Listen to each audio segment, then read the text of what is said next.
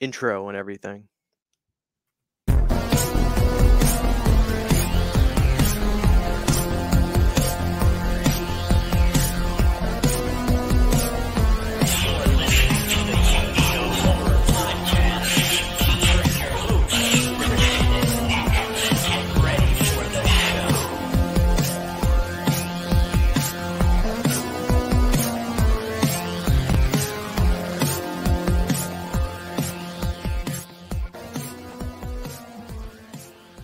Hey now, ladies and germs, what's going on? How are we doing? It's January 5th, 2024, and it's the first episode of the hotly anticipated horror podcast, the Uneeda horror podcast. We're back in the flesh. Christian survived his brush with death. Christian, how's it going, man? It is going good.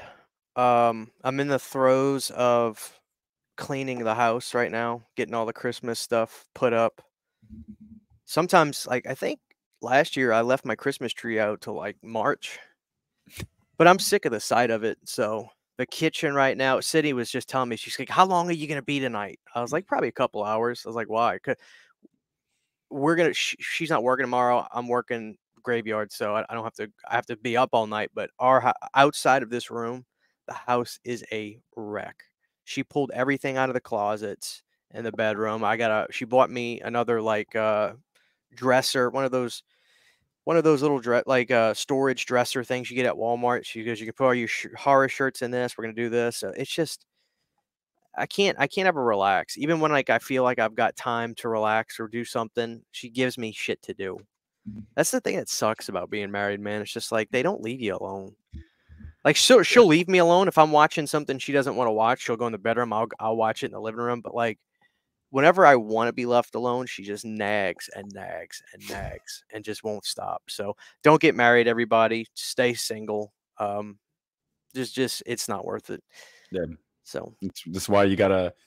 She doesn't listen to this, so I can say whatever I want. That's why you got to marry the homies, guys. Homies won't nag at you. Yeah, I was gonna say, man, can't relate anymore. Used to be able to relate, so I know what you're saying. Yeah, dude, my Christmas tree's still up. I told myself I was gonna take it down this weekend, so we'll see if I do that. I don't know. It's just like weird. It's this weird post-mortem phase, where it's like the holidays are now done. Like when September starts, it's when you really start to feel it because you're like, oh yeah, Christmas, Thanksgiving, Halloween, like all those holidays back to back to back. You're in the throes of it, and then it's over, and you're just kind of like, shit. Now it's just cold and like dreary, and we're getting some snow tomorrow. So, yeah, I don't know, man. It sucks. I don't want to put the tree away. It lights up the family room. I don't have to have a light on in there. Lights up the whole family room.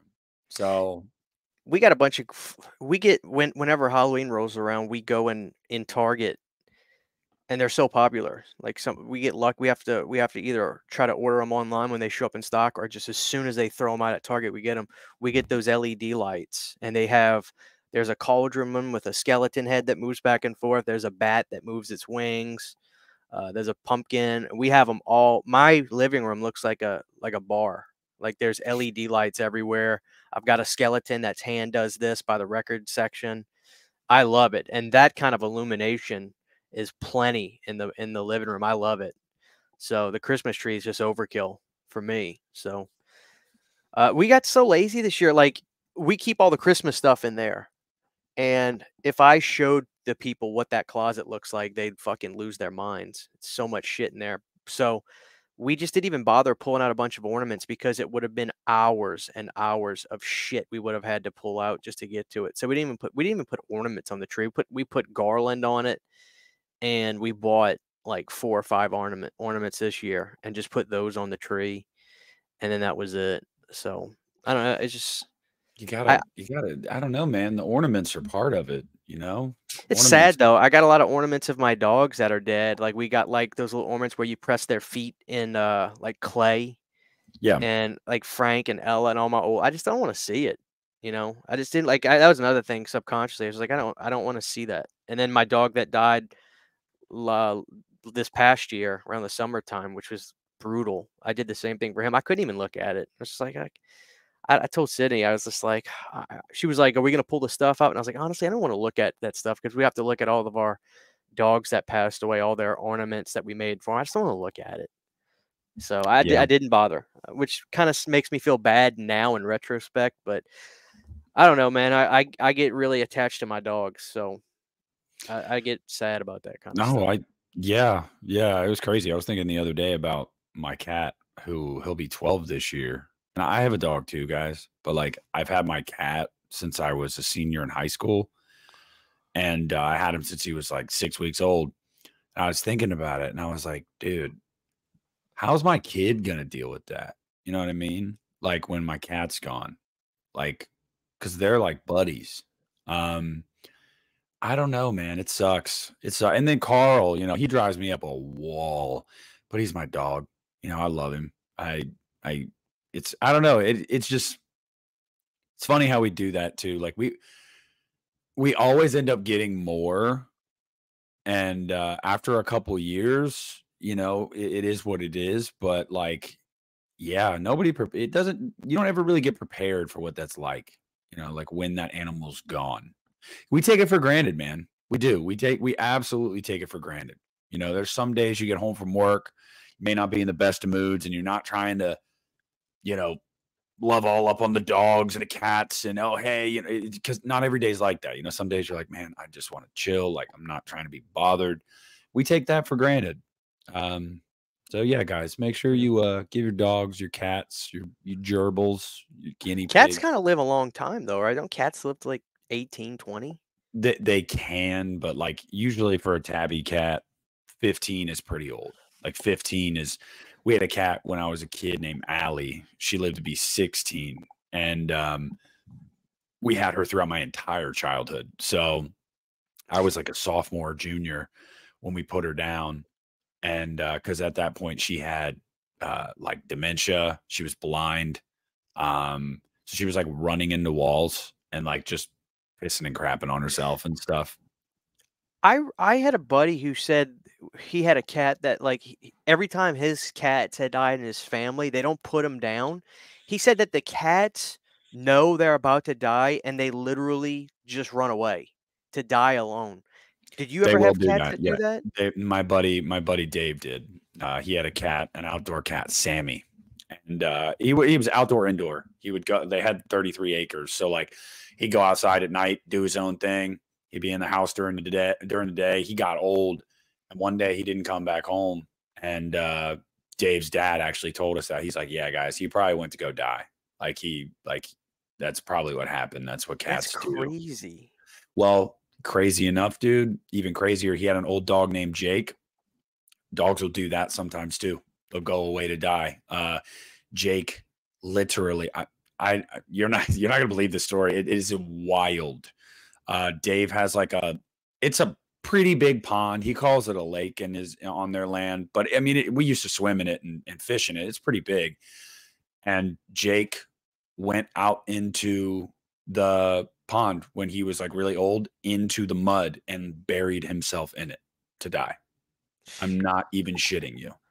That's insane.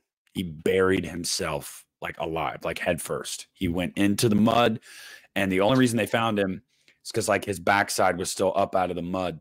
He was so old. He had so many health problems. He could barely walk. Like, and yeah, they just sometimes because I wonder if it's like because they're like one with nature almost like they're animals, like we domesticated them, but they're animals. Like, do they want to go be with nature when they die? Or is it like they don't want us to see that? I don't know what it is. I don't know what the impetus is for the animal to do that. My gut is that they're just going to be with nature because they're an animal. Like that's what I think. Because I don't think dogs and cats really have like the processing skills of being able to be like, I don't want you to be sad, so I'm gonna go away to die. No, I Yeah, think they just are like, hey, I'm gonna go be with the dirt now. I don't know. sucks, man. Just don't bury him in the pet cemetery. Um, But Oh, I if hear that was real, I'd bury every dog I so had would I. in the pet So would cemetery. I. Yeah, I wouldn't even yeah, think twice about it. yeah, same. Wouldn't even think twice about it. But what about a person? Would you ever cross that line? I don't know. I'd Sydney have to really died, are you going to bury her in the pet cemetery? um, I guess it depends on how she died. If it was unjust, like she died in a car wreck or something bad happened, probably so. But if she died because she got really sick or something, if God is real and for some reason he allows that kind of stuff, because you ever hear people when they have somebody like have a relative young die and it's like they got called up by God. Sometimes I Yeah, get pissed off when I hear that because same. I think to myself, what kind of anyway. Yeah, But what kind of God if would be like, "It's your time, motherfucker, in you're the 6 years old." event in the event that that kind of stuff is real, in a weird way, I feel like I wouldn't want to press my luck in that sense, because if that is legit and God does plan that sort of stuff, I wouldn't want to fuck with that. But Yeah, if it was, but then you could argue, okay, then somebody listening's already saying, well, Christian, if she got hit by a car, you could say that was God's plan too, which makes no fucking sense. none. I don't know. I guess I don't know. Thank God that that isn't a reality, that there is a situation like that where you could bring somebody back from the dead. We don't know that yet. Because, There well, might be a pet yeah, cemetery somewhere. I- if there is, I probably wouldn't want to know about it. I probably would not want to know about that. Christian be bringing dogs back tomorrow. Dogs, yeah, because some of my dogs, like, they already act like they were brought back from a pet cemetery anyway, so it would be no different. They stink. They bite. They growl all day. So it's just like, okay, it's no difference. My Hey, pug's like that. Owen is just a nasty little bastard. So I don't know. I tell people gotta love it. don't get pugs, people, because they die young. They're amazing, but they die so young. That's the only thing. But when you get one, you decide you'll never find another dog like that. So you'll continuously get them. But man, I got to keep him healthy. I make sure he doesn't overeat. I keep his ears clean. Them dogs, like they are attracted to getting sick and getting ill.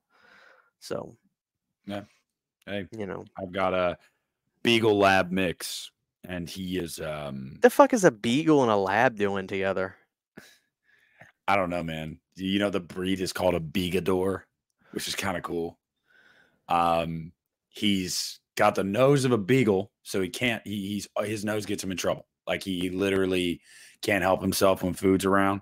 Yeah. Um, he's got the howl of a beagle, but he's like in between the sizes. He's bigger than a beagle. He's smaller than a lab, but he looks like a lab. That's Carl. Oh, Carl. Carl's a good Yeah. kid. Oh yeah, yeah. Yeah. You spend a week with Carl. You tell me he's a good kid. He's good. He's good. He's fine. He didn't do Yeah, anything wrong. he's all right. But enough of the depressing talk about dying animals, guys. Yeah, it is the first show of the new year. Obviously, we got out of the holidays. I know we hope you guys had a great time. Whatever you celebrated and whoever you celebrated it with. I hope you guys had a good time. I hope that was as fruitful as ever. But it's that time of year now. It's that downtime where you start to get like shitty Blumhouse movies that come out in theaters. Sometimes, though, I feel like every now and again, like a great movie will come out in January. Not every Invisible year, but Man. sometimes a great movie will come out in Yep. January. Yeah, Invisible Man. That's one that stands out to me. I know some people would say Megan because that came out last year in January. Yeah, not for me. But I know a lot of people liked it. Well, it Christian sounds did like it was not. probably better than this Night Swim. Yeah. Night Swim was not very good. Was not very good, man. I did a review on my channel, guys. If you want to hear my thoughts about it, just check out my review. If not, I'll just keep it short and sweet. It's a really cool premise. Coolest thing about the movie was the very first teaser trailer when they didn't show you like anything. I hate that shit, man. Like, why? Yeah. You don't you kind of feel though, like if you make a movie and you make a trailer for it, and Like you're in a boardroom with the producers, people, and you say to you, and you know in your heart of hearts, this trailer is better than the actual film. Don't you think you should go back to the drawing board? Don't you think these people should be honest with themselves? Because you know that these motherfuckers know if they've got if the trailer is much better than the film. If you even if you made it, especially if you're involved in the film and you see the trailer and you know it's the movie is not as good as the trailer, don't you think you should go back to the drawing board on this? Watch it make a bunch of money though. So what the fuck do I know? They don't care if it gets good reviews or not. I mean, it They opened to don't like, care. I think the Thursday previews were like 1.5 million. So it'll do okay. It'll make its money back. You know, Blumhouse, you know, their model, it'll be profitable for them. But to your point, I mean, yeah, personally, you and me and most people that have any kind of creative mind would think as a creator of something, you would be like, we need to fix this. Like there's, I don't know, it just doesn't sit right with me to put something out there that is clearly lesser than the freaking trailer. But I think in that instance, whether it's Blum, whether it's whoever else invested with it, Universal, whatever it may be, it's probably more or less for them like, we're not dumping millions more into this movie to try to fix it because one, there's no guarantee you fix it. There's just there is no guarantee. Two, you have to delay things. You have to put more money into it. And then at that point, it's like, are we even going to make our money back if we do Yeah. that? So I think but again, I mean, you talked about the Shark Tank episode with Jason Blum and his model. His model is kind of foolproof. It's the reason why he's gotten to the point where he is. Yeah, everybody needs to check that out. You can Google it, I'm sure, but just Google Shark Tank with Jason Blum. He was a shark on there, which should tell you everything you need to know. But that was so cool, and he came across really likable for once. He didn't sound like a jackass. And first of all, this made a bunch of sense to me. Ethan Hawke has stake in production companies that Jason Blum uses and has. So that's why Ethan Hawke is in a lot of these damn Blumhouse films. He bought his way into Hollywood. I always wondered, like Ethan Hawke, like he doesn't strike me as a movie star. Like I like him. He's been in movies I love, like Dead Poet Society when he was a kid. But I'll never see him as a movie star. I just never will. I'm not saying I don't like him, but he's just B tier to me. He's B tier to me. He can act really good, but I don't get excited. Who gets excited when you say, "Oh shit, dude, that new Ethan Hawke movie's coming out"? Have you ever heard anybody say that? No. Who the fuck says, I don't know, dude. Ethan Hawke? The Yeah, black but phone. Ethan Hawke was no, kind of the draw for me. Ethan Hawke. No, it wasn't. It was Stephen Yeah. King's kid was the draw for the movie. No, Oh, bro, yeah, for bro, most people, not for me. Stephen King's kids wrote this one. Joe Hill. Like, first of all, why is he going by Joe Hill? Go by Joe King. Are you an idiot? I don't think he wants to. He wants to make it on his own. Fuck that. Never gonna happen. You know, everyone's always going to, whether you change your name or not. They're but like, that's another thing. It's not even like it's a secret. Yeah, Joe. Everybody knows it's his kids. I don't know. I don't get it, but I don't know. To me, I like Ethan Hawke as an actor. I mean, I still think The Black Phone was a pretty good movie, but I expected more. But I just don't understand. Like, I don't know. I don't think anybody gets excited for Ethan Hawke in a movie. He's in a movie. It's a movie that has Ethan Hawke in it. It's never an Ethan Hawke movie. So I don't know. I feel like he bought his way into Hollywood. No hate. I don't dislike Ethan, but come on. He's not a movie star. He's not a star. Nobody gets excited for Ethan Hawke. I mean, tell us how you really feel. It's I true. gotta be honest. I gotta be honest, man. The Black Phone for me, he was a draw for me. I was like, all right, Ethan Hawke wearing these creepy ass masks. All right, I'm interested in that. But no, you're right. You're right. I mean, Ethan Hawke, you don't put Ethan Hawke on a poster. You know, it's not like, oh my God, Ethan Hawke. I have to go see this movie now. Like, how are they going to do a sequel? He's dead. And it is truly a sequel because the kids are coming back. So how do you explain? It's gonna be stupid. They're gonna do something. It's gonna be really stupid. It's gonna be like your typical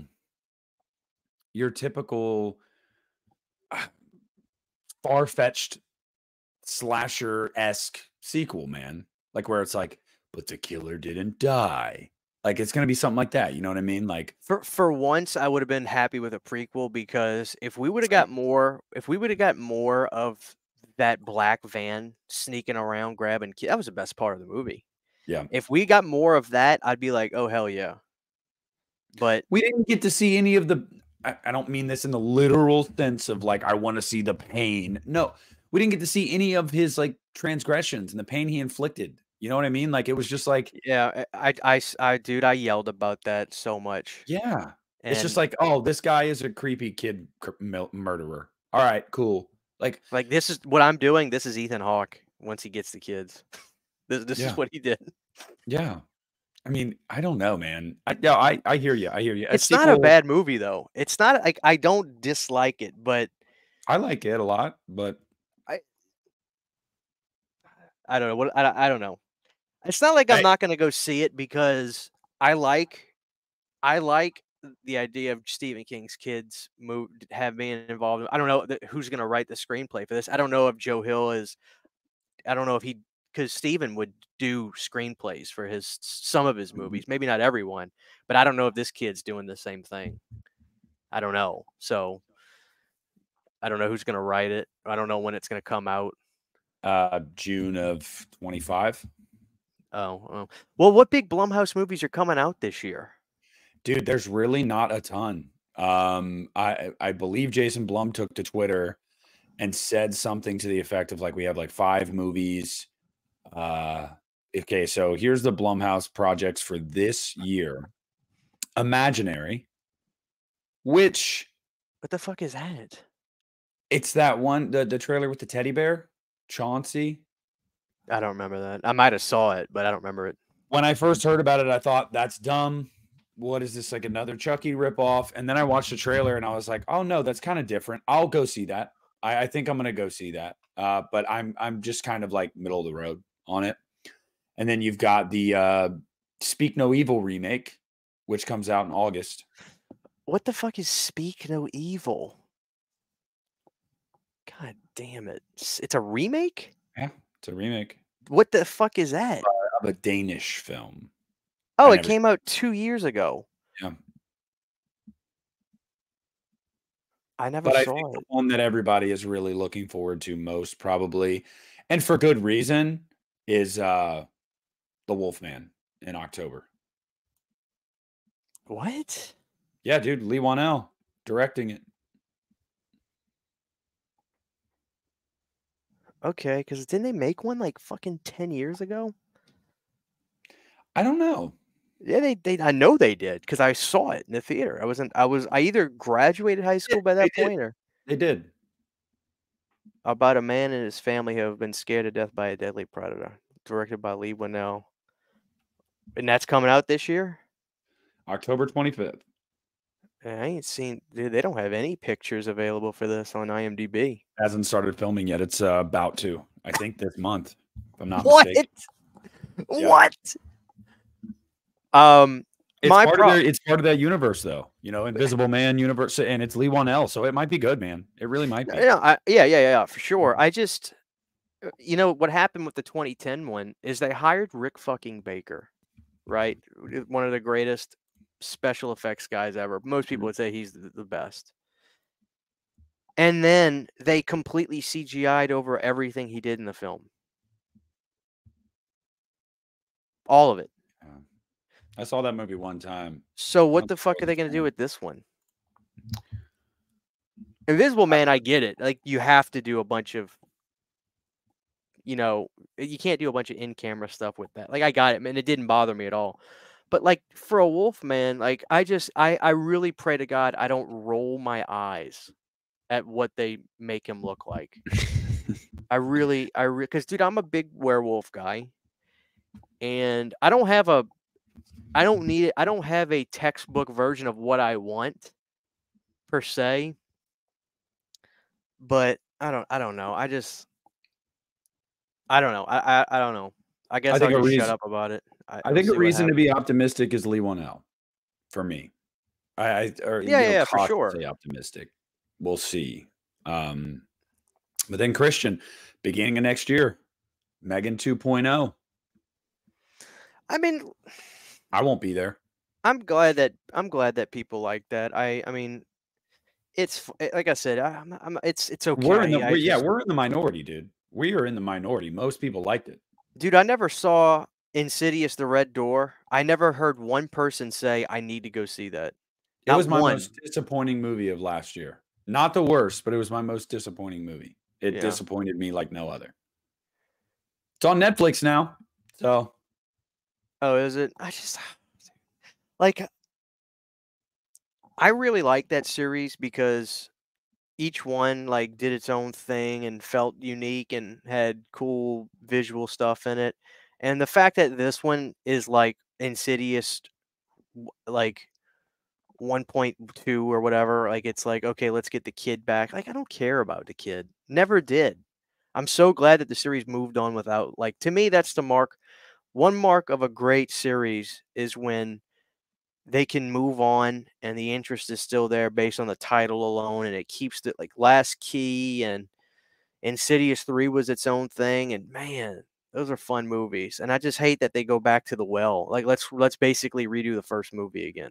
well, in fairness, I'll defend it for this movie simply just because the impetus was to end that family saga, to give some answers to the lipstick face demon, to get some closure there. Because I agree with you, like on the macro, but on the micro, specifically talking about Insidious, there were a lot of things that kind of were left hanging with the Lambert family and definitely with the lipstick face demon. Like I think everybody said after that first movie, I want to see that thing again. What the hell was that? Like, where's that thing Lipstick. at? What do you mean lipstick face demon? The Darth Maul's meth head Oh, Darth cousin. Maul. Yeah. Oh, Darth And Maul's like, cousin? There was another one in there? no, I Oh just, no, that's you're what referring okay, see I call yeah. him Darth Maul. I'm thinking he had I, another I lookalike call him in the Darth movie. Maul's meth head cousin. Yeah. But yeah, so like I was cool with that. And giving Patrick Wilson a shot to direct his first movie, like I was cool with all of that. And man, it's fucking boring. Like I don't really know how else to put it. It's not scary. It focuses a lot on the family dynamic. And I gotta say, the family dynamic is really good. Like it is Yeah. super good. But Rose Byrne, the mom, she has like 3 scenes in the whole movie because they're separated now. Don't know why. I mean, I guess it makes sense for the story, but fucking stupid. She's great. I wanted more of her. Yeah. You follow the kid around his college a lot, and it's just like cool. I mean, whatever. So like the drama elements of the movie are good, but dude, it's not scary at all. It gives you absolutely no answers to the lipstick face demon or anything like that at all. Like nothing. It's literally just like the first movie in the sense of like he's back and he wants Dalton again because he wants to finish what he started. Oh no. Like it's yeah. It sounded like it sounds like this was a vehicle for Patrick Wilson to finally get up because I just looked this up. It sounds like it was just a vehicle for him to get a directorial debut under his belt. Well, it's the highest grossing Insidious movie. Isn't that So some fucking shit? I mean, it doesn't surprise me. Horror is just like on fire right now. Like, even if it's just average, like horror is just doing really well. You can get bombed by critics, absolutely bombed by critics and fans alike, and you can still make $140 million. The Isn't that Exorcist. great? Like I Like, love that. I think that's yeah, great. like you still make over $100 million with these things. Like, and when you're putting 15 million into them, 5, 10, 15 million, dude, you're just printing money. Like you're just printing it. Shit, Jeepers Creepers Reborn got released for like 5 days and it made like Dude, it $6 was million. standing. That I was talking to Sydney about that because the other day she was helping me go through some of my movies because I had to put another shelf in here just to file more crap. And she grabbed the steel book of that and she's like, "Did you see that? Did you see that movie in the theater? Am I imagining it?" I said, "Sydney, I couldn't believe it. It was standing room only in that fucking theater for Jeepers Creepers Reborn." She's like, "I can't fucking believe that."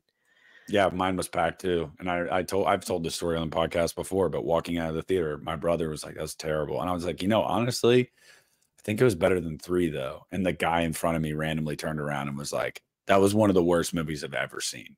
And I was like, "Well, then you haven't seen a lot of movies, man." I said that to him, but But he wasn't. I believe the guy. It oh yeah, probably was one of he was not being the worst movies hyperbolic. he's ever seen. Dude, I heard people laugh so many times in that movie, and it was not supposed to be funny. Well, they were laughing at it, not with it. Yeah, the weather vane. Yeah. That terrible Oh, CGI shoot. crow. Fucking awful. Like, yeah, man. Dude, it's Yeah. a gorgeous steelbook though that Yeah. they did. Yeah. I'm looking at it right now, dude. It's green and oh man, oh What a man. great what an experience. I'm If ready for the anything, next one. yeah, Winnie the Pooh, Blood and Honey too. I fucking love Winnie the Pooh. Did you ever see that? No. Dude, I I only love heard I bad things. well, guess what? Yeah, Nick, there's not a lot of character development in Winnie the Pooh, No, Blood and it's Honey. not about characters, but I heard people say like a lot of the effects are shit, the acting's bad. I just I it's called Winnie the Pooh, Blood and Honey. I know. You know what I mean? I'm not talking about you. I'm just I like know. I said this, like I really don't get what people are expecting. Like I thought it was hysterical. There was this because dude, the pig, what's the pig's name in Winnie the Pooh? I forget. Fuck if I know, dude. Motherfucker, like they look like Ninja Turtle rejects in this film. Winnie the Pooh is dressed like Paul Bunyan, and he's got this face the whole time. And they literally just hack and slash people. There's one scene where this broad's in a hot tub. Are there boobs in it? I, I I can't remember. I'd have to imagine there's boobies in It it. was at least close suggested because the film I'm referencing, she was in a bikini. Okay. They take this broad out of the hot tub and they run her head over with a car. Nice. And it's hysterical. It's just I love it. I love it. I think it's I can't wait. So apparently they're doing a Mickey Mouse movie. Yeah. Fuck yeah. I'm gonna take my Do kid it. to see that one. Dude, Hey, it's I'm Mickey. all for it. The only thing that pisses me off about this whole thing is apparently the guy that made Winnie the Pooh is supposed to be doing a Return of the Living Dead film, which I'm okay with a really bad one. I just hope it's not boring. Like if this guy's doing a Return of the Living Dead movie, it better be full of naked people, just slap full of it. Because that's a 1 in a million film. It just is. And that was a super talented guy. Dan O'Bannon was a genius. I think he was actually a level 1 kind of guy. So to make a movie that good again is impossible. I understand that, but I don't know. I'm hesitant about this guy doing it. But then again, if it was a bigger studio doing it, I'd bitch about that as well. So Yeah. it doesn't matter. It really doesn't matter. But Blumhouse's Return of the Living Dead. oh, that would be the end. I'd It'd say be that. PG-13. They'd make it PG-13. Yeah, I don't know. It seems I feel like Blumhouse is about to start making a lot of PG-13 Yeah. movies. They make more A money that way. lot of them. Yep. I can't blame them. I really can't. It's all about making money, if that's the case. Well, I was going to say for the people that watched when I was watching, I just was so fascinated by this. So he was on Jason was on Shark Tank, and it was so amazing because, like, whenever they have guest sharks, they do profiles on people, and it was so amazing to hear him talk because I learned more about him in this than any other interview or something I've ever seen, and he straight up was like, "Our model is super low production costs, base pay for some of the actors, but once movies start to make after an X amount in the box office, they get uh, they have stake in the back end of the film in the they have profit sharing, I guess. So that's like incentive for a lot of the people in the film to want to be in Blumhouse movies because if they do something that's really successful, they can end up making a lot of money that way. And it's so smart. I'm sure he's not the first guy to ever do something like that, but he may be the first guy to ever do something like that on a consistent basis. So it's funny you mentioned that because it's like a bit of revisionist history now. I remember in 2018, right before Halloween came out, and a lot of people were talking about, Jamie Lee Curtis, what a woman. She took scale pay. That's it for this new Halloween movie. She didn't care about the money. She took scale because Jason Blum was probably like, you get like 10% of the box office. yeah. Which she did still yeah. $250 million. Well, I think she donated her scale pay to I St. Jude's know. Children, which is cool. Yes. Which is Yes. cool. Jamie Lee is a genuinely good person. That's not me. I'm just saying, like, if you watch, People if are you aware of the yeah, practice of what Blumhouse, yes, right, right. they all do that because they get a healthy back end if their movie makes money. I mean, you know, I heard they were making another Orphan. yeah, yeah. William Brent Bell, the director, said they're. I don't know if he said he's written it or he's writing it currently, but yeah, they're going to do another one. Good for them. Good for They them. pulled Or, they pulled that off yeah. because I think the girl who was in the the girl who was in it for the new one, I think she was legitimately like on her knees for a lot of the scenes to make herself appear really short still. Um Isabel Furman. yeah, I loved it. I loved 2 more than 1. I thought So do I. 2 was a great sequel. It Two raised the was stakes, more energy, yeah. balls That to was the like a wall. true slasher movie. Like I really dug that. I really dug that movie a lot. That was actually one of my surprises. Did that come out last year? Or It was that came 2020? out It's 2022, I think. probably 2022. Yeah. One of my Yeah, I think biggest it was surprises of 2022. that year. I couldn't believe it. I was like, wow, that was actually pretty good. Yeah, that was good. Orphan Speaking of First which, Kill. Christian, I texted you about this a little bit a couple Uh-huh. days ago. I showed my mom Exorcist Believer. Yeah, I still fucking Yeah, she's a believer. She's a believer. I can't. I'm not even kidding you. My mom is very religious, y'all.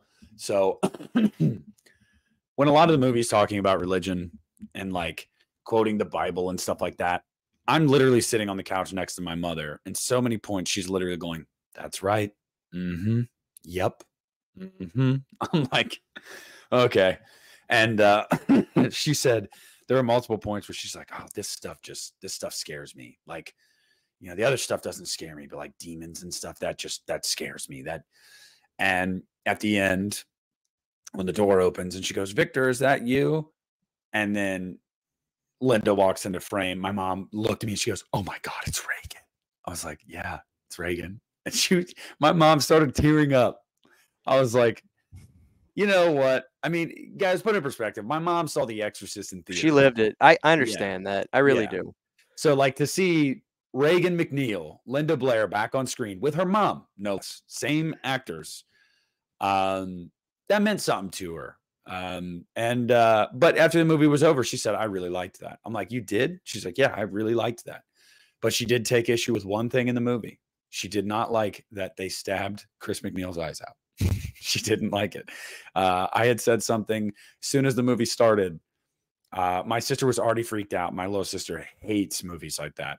And I was like, just wait till we get to my mom was like, "Is there anything in this movie that's going to like, they're not going to kill Chris, are they?" I was like, "I'm not going to tell you, but there's something that happens with a crucifix." And my mom goes, "She's not going to do things to herself with a crucifix, will?" I was like, "No, mom." Like 91-year-old Ellen Burstyn. No.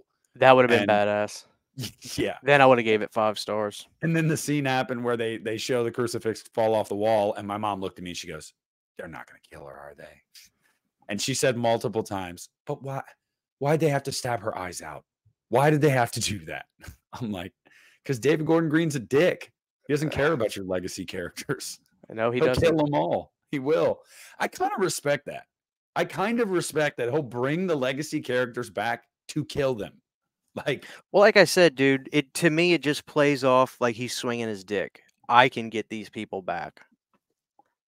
That's how it plays off in these movies to me. yeah, Maybe not so much Jamie, because nobody fucks with Jamie. I guarantee you, she was heavy-handed with those. Whether you like it or not, I'm talking to the viewers because clearly Nick does. But whether you like it or not, she's not gonna. It's not a slight. I just know you like Halloween Ends, and I'm saying whether you like this movie or not, she is gonna be involved with the shit she says and does in those movies. And to me, with Exorcist, I mean, this broad must have just got a good paycheck, and I don't think she gave a fuck what was on no. the page. She even admitted in an What was interview, on the page? Christian, when they were asked, like, "You've been asked multiple times to come back for an Exorcist movie and you never did until now. Why is that?" And she's like, "Well, they paid me a lot of money." Like that. There you She go. literally said that. Dude, they are I really am happy that David is not directing these next ones. I really am. And not because I'm happy he's gotten a job taken away from him. No, no, no, no, no, no, no. I'm happy. I think this is the best thing for him. I'm not kidding. He does Yeah. not need to be Mr. Legacy horror sequel triplet director guy. That is like the worst thing possible. He needs to go do something, pick a good script somebody wrote, work on something. He needs to do something different. This is so good for him. I'm so glad he's not doing these movies. I really am. This would have Me been too. such a death nail for him. Mhm. Yeah, me too. And also, expanding upon that, I think that, like, personally for him, I don't think he deserves half the shit he gets from people. So for him to be able to step away from this now, like, David Gordon Green can't be your whipping boy anymore. Find somebody else. Like, you find somebody else, but you can't keep blaming everything on David. You can't take all your Right. anger out on David and David tarnish this franchise and blah blah blah blah blah. No, no. Right. Yeah, good for him. Good for him. So yeah, my mom's a believer. But Christian, the I main never bought. top. Real quick though, like some people were asking me if I was gonna. No, I haven't bought it. I really don't want to watch that movie again. Not for a I long time. I watched it for a second time, and I gotta say, I felt the same way I did. I thought it was slightly above average, Right.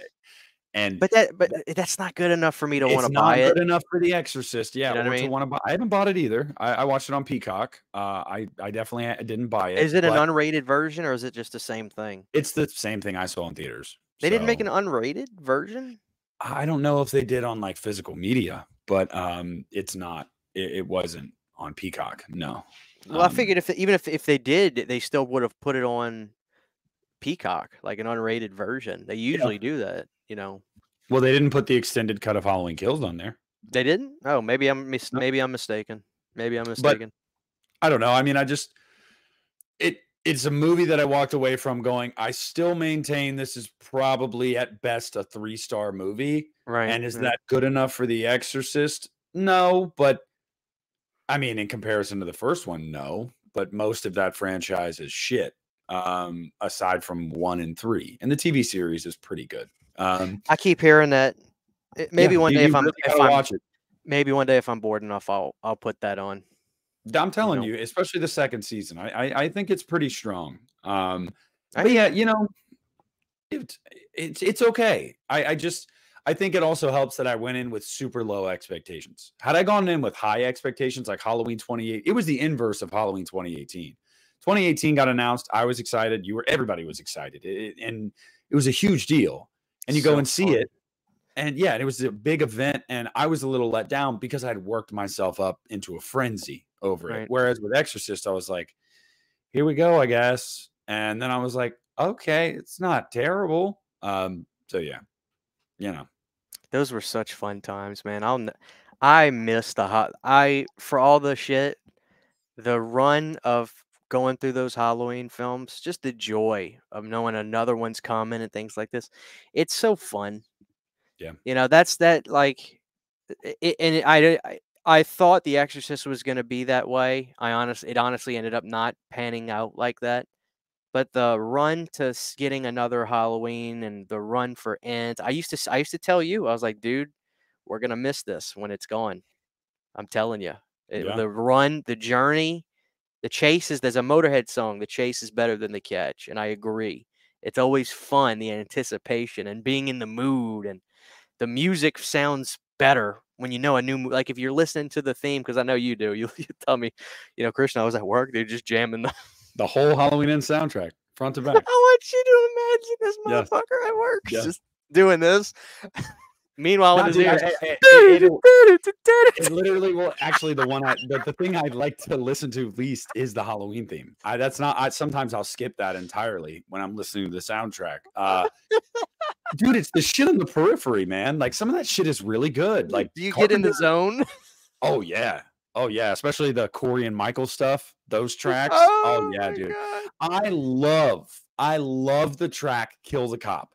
I love that track because it starts off very like there's this ambiance and there's this like industrial echoey sound, and then it goes into a rendition of the Halloween theme that's almost like slowed down, And it's the moment where Michael is stabbing the cop in the sewer. And I just Right. like, dude, I love that track That's so so much. funny. I love I it. love I it. love it. I Yeah. Yeah. love You it. know, I haven't done it since October, Christian, but yeah, I would walk around work and, you know, throw that one on, throw Kills on, throw 2018 on. Well, listen, before we start talking about scripts and unmade stuff, what the fuck is Miramax? Which I didn't even think was a thing anymore. Yeah. What the fuck are they gonna do next? Like, I figured you would have heard something by now. I mean, there's a couple things that have been thrown around, but I don't think anybody really knows. The last time I talked to Brad from Bloody Disgusting, after the news was made official, everything was like, you know, signed, sealed, and delivered.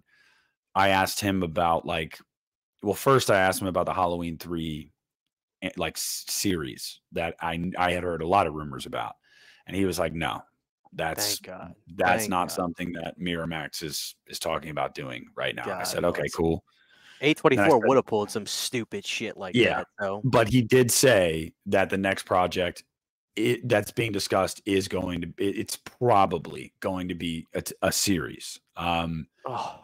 And but he said it's going to be they're trying to build out a universe in the sense of like Oh, well, I hear you, I do, but I look at recently Monarch Legacy of Monsters. I've been watching that on Apple TV Plus. It's actually pretty good, and it exists in the MonsterVerse. So it's like it's after Godzilla 2014, but it's before King of the Monsters, and it exists in that universe, and it works, and I think it's pretty good. So it can work, yeah, but but listen to it's yourself. Halloween. I know. You listen to how you even just said that. You're not that excited Fuck no, about no. Monarch. It's television. It's big budget television, though. You It know, it's. doesn't matter. It's television. Come on, like this is Do I get excited for Monarch like I do for a new Godzilla movie? No, but like Nick. Are you telling me you're gonna say to yourself or anybody listening to this, man, I can't wait for the Halloween television series. no, God, no. I'm You know just what I'm telling you saying? what I'm just explaining. Like this is what I've been told, and the intention seems to be that I don't know if it's going to be. I had heard a rumor about a series based off of Haddonfield, the town itself, like building out the town a little bit, learning more about the lore of the town, not so much Michael Myers as the main focus. That sounds interesting, I guess. Because I don't know how you make a television series about Michael Myers. Like I was gonna say, personally, it's yeah, every episode just in the next year. yeah. Or like, are we going What into the like fuck? Thanksgiving and Christmas? Like, I don't know. What does he do in the downtime? Just make another fucking movie and Well, don't have Jamie in it. Like it's that like they're planning a new set of movies, is what Brad told me, but they want a lead off point, basically. It sounds like they want to try to build a world a little bit and then jump into like a new trilogy. What do I think? Sounds fucking stupid. I think it sounds stupid. yeah. I think you just do a movie. Can I interest you in Halloween Returns, a script that never got made? Never Yeah, I got can made. tell you're ready to go. So let's get into it. Well, no, I just thought that it was. I actually thought that was pretty organic, Christian. To well, where could they go? What could they do? I That's still got think they should have done that movie. I still think they can do that they can, movie. they can. You Did you know, read that script? hell no, I ain't got time to read a fucking script of an It's only unmade 95 movie. pages. I ain't got time to read a script of a movie that didn't get made. That's why shout out to fucking Dustin McNeil. He saw the videos I was doing and he ended up sending me these books and they talk about Halloween Returns in here. And this is Cliff Notes. I like that better. It's Cliff Notes. No, I never read the script, but I do. The goddamn writer of that movie went on a fucking press tour doing a bunch of like interviews with people about it. He was so excited. Yeah, Like Patrick Melton, Marcus Dunstan. Yep. Marcus Dunstan. Yeah, dude. I couldn't get away from that guy's name for probably a year. Like I just kept hearing about it and hearing about it and hearing about it. And remind me, that was the one where they wanted to film it in fucking Bangladesh. Some shit. I think it was Bulgaria. Dude, I'm so down with a Bulgarian Halloween. Are you Well, kidding me? it wasn't the whole thing wasn't going to be filmed in Bulgaria. They were The going to town film was, they were right? going to film part of it in Louisiana, Christian, believe it or not. But yes, they wanted to do some shooting, and it was either Bulgaria or Romania. And Malik Akkad, literally like 2 weeks before production started, Malik Akkad was like, "No, we're not doing that." And I don't know if it was the other studios at play that were putting money into the project and financing it, saying, "Yes, we are. We're not paying X amount of dollars to film in the Midwest." Right. And Malik Akkad, literally, his quote was, "Halloween is the Midwest. We're filming it in the American Midwest. It's what we're doing. Like, if you don't want to do that, then we're not making a movie." Now, That's do crazy. do I think it still would have happened though? Yeah, but the rights lapsed that year, like that Right. same year. That was the final bit. That was the Yep. final bell. I think they could have eventually come to terms, and one of them would Who? have got their way or caved into the other one, and it would have happened, but they lost the rights. So you're telling me that would have been a Dimension movie? Yes. Yep. Oh, dude. Could you Mhm. imagine Halloween Returns in a Dimension Extreme DVD? Dude, Dude. fucking bad. Okay, let's be honest, Christian. If Dimension one Extreme. of the ones that was unmade was gonna be a Dimension Extreme, it would have been Halloween 3D, not Oh, Halloween Returns. 1,000%. But Yeah. this would have been the last stand right here. Yes. Dude, I gotta tell you, as far as this movie goes, and guys, that's like obviously that's the main topic for tonight is some of these unmade Halloween movies. Because Christian did a series on this like a year ago on his channel, Yeah. and I was in the shower last week, and I was like thinking about Rob Zombie's Halloween 2, when I touched myself in the shower. I was already making that joke, so you couldn't. I was already making the fucking joke. You're right. I was in the shower thinking. Yeah, I can't remember what the impetus for it was, but I started thinking about no, I was thinking about something to do with like, oh, I know how it started because I got my recap for my year on YouTube, and my most viewed video of last year was a Halloween 2 like in defense of video, which has like 13,000 views and climbing, and I'm like, that's awesome, like Yeah. hell yeah, because I was very proud of that upload, and I was thinking about that, and then I was thinking about like, man, dude, that movie fucking rules, dude. Like, and then I was like, man, Halloween 3D, like, what could have been? And I was like, dude, I'm gonna do that. I'm gonna make a video, like a video essay on my channel. I'm gonna do that, Yeah. and I just did it. And then I did one for Halloween Returns, and I plan to do a couple more of them, just because it's fun. And it's something I can easily do because it's Halloween. Like that's my wheelhouse. I don't have to stretch to do that. But yeah, dude, Returns. I gotta tell you, it was a good idea. It was a good idea. I thought it was cool, and they were gonna bring back Hunt from Halloween 2. He was in prison, right? No, he was a sheriff now. No, no, no. I'm sorry. Myers? Michael. Yeah, Michael. yeah, he was on death row. That just if you open up a Halloween movie to me, and the son of a bitch is in death row, as opposed to a psychiatric facility with a checkerboard floor, for fuck's sake. The idea of him being on death row, dude, that sounds fucking metal to me. Oh yeah, That sounds so cool. And you don't have to show his face. I still think showing his face was stupid. I don't like it. Never was a huge fan of it. Even in Halloween 2, Rob Zombie, I still would, actually, they really kind of hit it still. So they did a Yeah. pretty good job of that.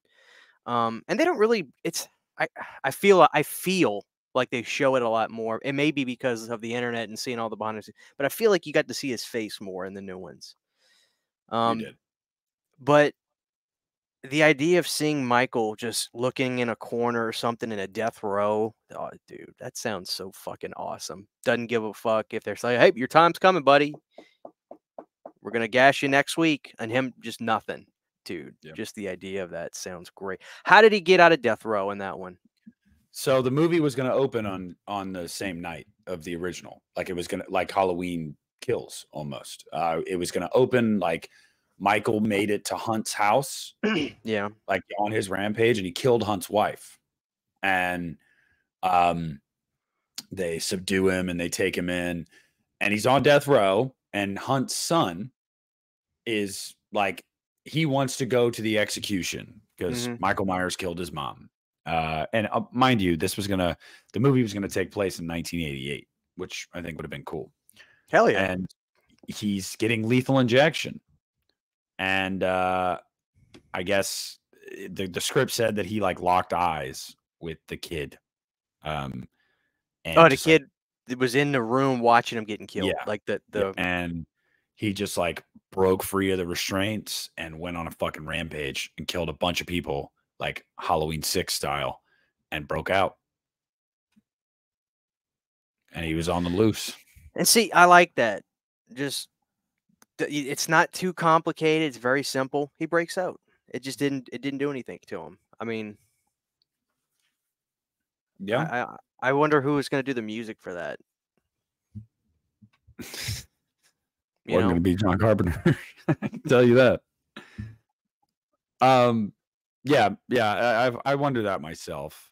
But yeah, and then one of the coolest things about that script though was they made Michael like ghostly again. Like he Oh was hell in the yeah! original movie. Like Right. he was like he's there and then he's not. And he kind of has this aura about him that he's like supernatural. Like he's not like a man. And I thought that was really cool. And the way the movie ended too was that he wrote in blood on a wall, "This town will be never be safe again." And It's a lot of words I know, for a guy that doesn't talk to write in I know. blood on the wall. And then he disappeared. Like he disappeared. He was still out there. And I've seen people take issue with that idea of like, why would like writing on the board and blah blah blah. The motherfucker can drive. Like, I mean, whatever. But having said that, I just thought it was cool the way it ended because it in that sequence in particular, because it literally like made it to where, yeah, Michael's truly motiveless, dude. He just wants to kill everyone in Haddonfield. It's not about family relations or anything. No, he just wants to kill people, like Yeah. in that town specifically. Now, who were the characters? Was it just original people that were the focus Yeah, it was of the new. movie? Yeah, new characters, except Hunter Von Leer was gonna come back and play Hunt from That's Halloween right. 2. That's right. You said Yeah, that. he was gonna be the only returning character, except for the post-credits scene. Do you remember the post-credits scene, Christian? Enlighten me. Well, psychiatrist, one of Michael's psychiatrists that survived is in a hospital bed, and a man walks in wearing a trench coat. And he's talking about, Michael Myers and how he escaped and blah, blah, blah. And the man says, that's not a he. He says, it's purely and simply evil. So you're telling me I didn't realize this. So this would have been like a retcon movie as well. Like it would have been a legacy kind of. It would have been basically doing the same thing with the Blumhouse films did, it just without the Jamie Lee Curtis baggage. That's what you're telling me? Yeah, it's kind of unclear. I'd have to read like a lot of the script again, and I don't have the time or desire to want to do that right now. But it's unclear to me whether or not Halloween 2 was going to be followed entirely. I feel like Halloween 2 would have been canon as well because Yeah. obviously Hunt was in the movie. Um, That but that alone then would have satisfied half of the fan base, yes, but it including me. picked up Halloween night and Hunt's wife died, whereas the end of Halloween 2, it's November 1st, and Hunt's at the hospital with Myers burned up. So Oh, that's true. maybe it only references part of Halloween 2. I have no idea. That was kind of murky there. But yeah, in ways it was going to retcon pretty much all of franchise continuity. But the Loomis at the very end was going to be played by, and it says it in the script, Gary Oldman. Yes. Oh, wow. Gary Oldman is Dr. Loomis. Well, it didn't happen. It didn't. And it's so weird too how You gotta wonder what was going on with the Weinsteins at that point because they clearly went through the trouble for Hellraiser, but not Halloween, and I don't understand that. Do you think it's because part 2 wasn't nearly as successful as they probably wanted it to be, even You though you Rob talking made it sound Rob's? Rob's. I feel like one of them. Rob said that one of them basically called it what it was gonna make, but I guess they were expecting it. They wanted more, and I wonder if they just felt the time, energy, and resources to put into it weren't gonna meet the eh, the risk wasn't gonna be worth the reward. That's what I wonder, because otherwise, why let the time I just don't know, like, why I just I'll never I guess I'll never know. I guess I'll never know why. Well, I mean, talking to Sean Clark about it over the years, I think that the answer, although it's not like publicly out there that this is the answer, I'm pretty confident the answer to that is Malik. Um, One, yeah, Dimension, the Weinsteins, everybody that was involved with Halloween at that time, they were on hard times. Like they financially they were not doing well. So um they're not going to be able to pour 15 million into, every horror movie that they make. In the Hellraiser movies, I mean, you give them $800,000 and a pack of gum and they're going to give you a movie, buddy. But they could have done that with Shit. Halloween. Give him Somebody could say, 250 and a continental breakfast. That's all you yeah, need for Hellraiser. yeah. And like, and you could say, well, they could have done that with Halloween too. They could have, if Malik Akkad was not in charge of the franchise. He would, from what Sean has at least said, Malik would never have allowed that. Like he was never going to allow Halloween to get bastardized like that, in the sense of like, we got $1 million. You want to shoot in Romania? Like he was never going to let that happen. He didn't want it to get to the point where Halloween felt like an afterthought, like a straight to DVD. Here we go again. Because very well, it's hard to break out of that, brother. It's hard to break out of that. Well, I was just thinking about that. Has there ever been a situation of something that went straight to video and came back in a big way before? Child's Play, but it didn't come back in a big way. They tried to, the remake, and it made like what, 20 million bucks? Like, which it made its money back. But I mean, you just get Hellraiser, for example, like the one we're talking about. They did a big budget reboot, but it went straight to streaming. They did not put it in theaters, and they didn't put it in theaters because I'm sure the thought process along among the brain trust there was, this might not make money though. I That's felt a like there were a couple years there too of these straight to streaming movies that were like, "Oh man," or I think Orphan kinda did a little bit. God knows it never Orphan came had a near me. limited But, release like, in think theaters. about this: Prey, Orphan First Kill, Hellraiser. There was an Alien movie I saw last year that was fucking phenomenal. No One Will Save You? Yeah, I loved it. Like, Yeah, it was pretty good. those could have been great theater movies. Mhm. They have the appeal and the prestige that they should have been, and They all would have made money too, I all of think them. so. I think so. No They One Will all got Save You good is a great reviews. name. That's like, "Hey, man, you wanna go see No One Will Save You?" What the fuck is that? I don't know, but I'm in. Like, that's It's a great title for a movie. Yeah, and it's similar to, I think back to last year with Evil Dead, man. Like, Evil Dead had been an afterthought for a lot of people for the last 10 years. Nobody cared. Like, and you put out Rise in theaters, regardless. You're like, "Nah, we're gonna do it anyway." It makes like 150 million bucks. It's nuts Like, to me. It's Hellraiser fucking would have made nuts. money, especially because it got good reviews. Like, it would have made money. Um, so yeah, I think that's the biggest reason is Malik was never going to let that happen. Like the moment that Halloween goes straight to DVD is the moment that you should probably just call it quits in his mind. Halloween, for better or worse, right or wrong, no matter your opinion on it, to him, he sees it as a prestige horror franchise or a prestige property. I respect I that, think I but and I I and I yeah, going to TV, I would not respect. yeah, and I agree with him. I do. I don't think Halloween has ever jumped the shark too bad. Uh, I think that there have definitely been some movies in there that you're like, eh, but most of them, if not all of them, have a pretty respectable budget. They look like competent movies, and I mean, they're legitimate films.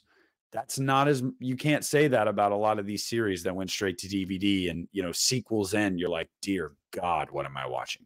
Like Leprechaun Back to the Hood. I mean, Hellraiser Revelations. I mean, you go down the list. Leprechaun Origins. What the fuck? Like, yeah. So I think Malik was right in saying I'm never gonna let Michael Myers die that kind of death. And I mean, look, dude, it paid off. He waited almost a decade. Blumhouse comes around, makes $500 million with 3 movies. Yeah, paid off. Yeah. But Halloween Returns, man, it was a good idea. It was a good idea. I was a big fan of John Carpenter's Halloween 4. He almost did. Mm-hmm. Did you read about that one? Oh, buddy. Yep. What's so funny to me is how people talk about, oh, John didn't want nothing to do with Halloween. But no, that's not true. He fucking hired a writer, for God's sakes. Wrote a script for that movie, part 4. And then when he lost, then he goes on documentaries, and he's like, I was done. Mm-hmm. They never talked about that. I had to read about all that, which is why I always tell people, get those Taking Shape books. They're so fucking good. And he interviews people. He interviews Dennis Etchison.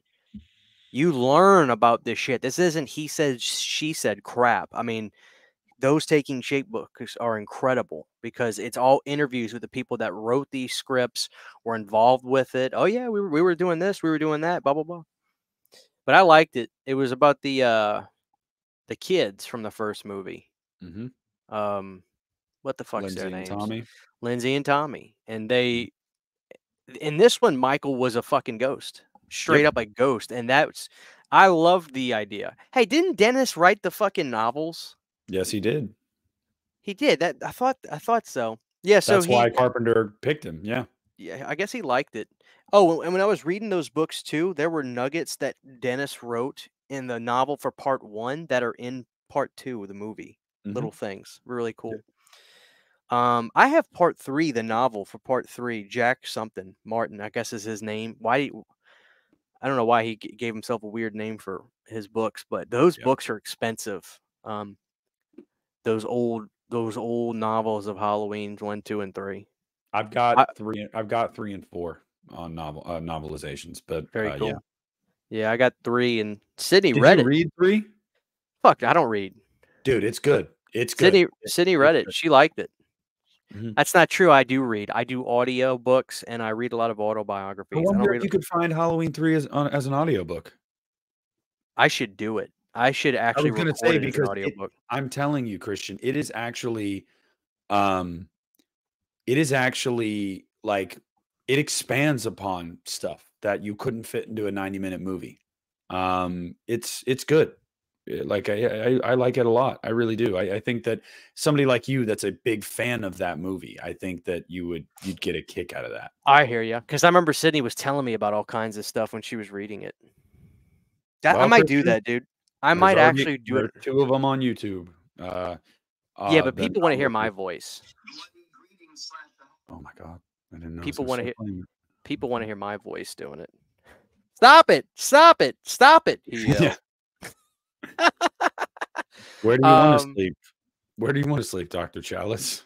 Yeah, but I did like the Halloween 4 Etchison script. Here's a little cliff thing. Revolves around Tommy and Lindsay, along with other returning characters like Gary Hunt and Brackett, used after the original massacre. It has a lot of supernatural, and psychological elements, including a Michael Myers who can grow in size. That was the one thing in the comment section. I remember when I did that video, everything was, dude, that was awesome until the very end. Like, that was the thing. And I remember I was reading, I was like, what the fuck? So apparently at the end of the movie, I think Michael was at a drive-in theater or something. I think it was drive-in theater. And he starts just murdering people left and right. And something happens where, like, Brackett and all them are finally corner him. And he legitimately starts growing to like 10, 15, 20 feet in height. I mean, clearly that would have got axed from the script if they would have went forward with it. But I liked it. I liked that John was like, hey, I'm not saying it's better than the movie we got, but among the ones I read, I really liked that. That was cool. Um, but yeah, after that, when John lost, that's when he tucked his tail and got the fuck out of there. But no, he was trying to make Halloween 4. You know why? Because his movie career wasn't going that great. Yeah. People don't want to It, talk about that though. it, I mean, all his yeah. movies are legendary, but his movies were dude, his first run with both of his runs with Universal weren't good. But his first run was a disaster. Yeah. John has a lot of movies that aged well, but they were not hits when they came out. Dude, he talked about how pissed off the producers were for Big Trouble in Little China when they saw the final movie. They thought they were getting Indiana Jones. That's the kind of movie they thought they were getting. And he said that the producers fucking hated it when he finally showed it to them. You know, Well, it's too but late now. It's done, that buddy. that's the thing. John does his. I got so much respect for him because he always did what he wanted to do in his movies, and that's ultimately why he is a legend. Even though he made a quote, he was like, overseas, I'm revered and loved. In America, I'm looked at as a bum. Obviously, he's not talking about horror fans and just his fans, but I totally get what he means because he is royalty overseas. I see some of these conventions he does over there, and it's like a fucking Beatles concert. Like if they came back from the dead, the amount of people that show up to see him at these things, and John, yeah, yeah. No, John's gonna when John's gone, that's gonna suck. That's really gonna suck because although it took a while for some of his movies to get like the notoriety that they deserve, like Halloween, The Thing, I mean, The Fog, like a lot of those movies, like they were not hits when they came out. They weren't, and not when they first came out. And but I think everybody knows the guy now. It's kind of like inarguable that he's one of the greatest horror directors that ever lived. I don't know. I mean, I as far as that script for Halloween 4 goes, yeah, dude. I mean, you're right in the sense that John wasn't done with Halloween. He was done with what they wanted to do with Halloween. He wanted to do something different. He knew it was a cash cow. Shit, dude. Everybody hated well, my 3. my point is the only reason he was trying to get involved with it is because he was not having as much options anymore.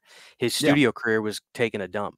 Mhm. That's what I'm saying. That's why No, to me, and that's why he was involved. yeah, and you're Yeah. right. You're right. And he was trying to go back to the well. But he didn't want to do it. He didn't want to do it the way they wanted to do it though, because he never wanted Michael Myers to be a character that was just going to live on for decades and decades. And like, no, I mean, he's been very open about that.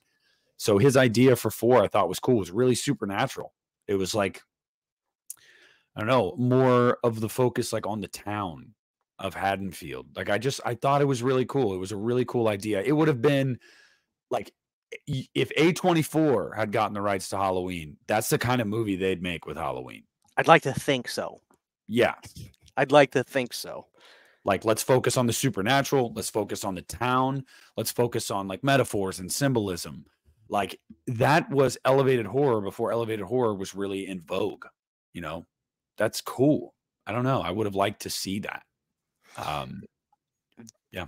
Halloween 4 had a lot of scripts, and I'm not seeing it on this list I was looking at, but it's funny because I remember last year when I did this one, it just got swept up for some reason. Like I guess it started showing up on just the homepage for people on YouTube because the video was getting so many views, and it was my favorite one I did. It was one where it was like an MTV style Halloween 4 where Jamie came back, and it was takes place after it was some of it is silly, but the thing that I loved about this movie was they were gonna have a band do us.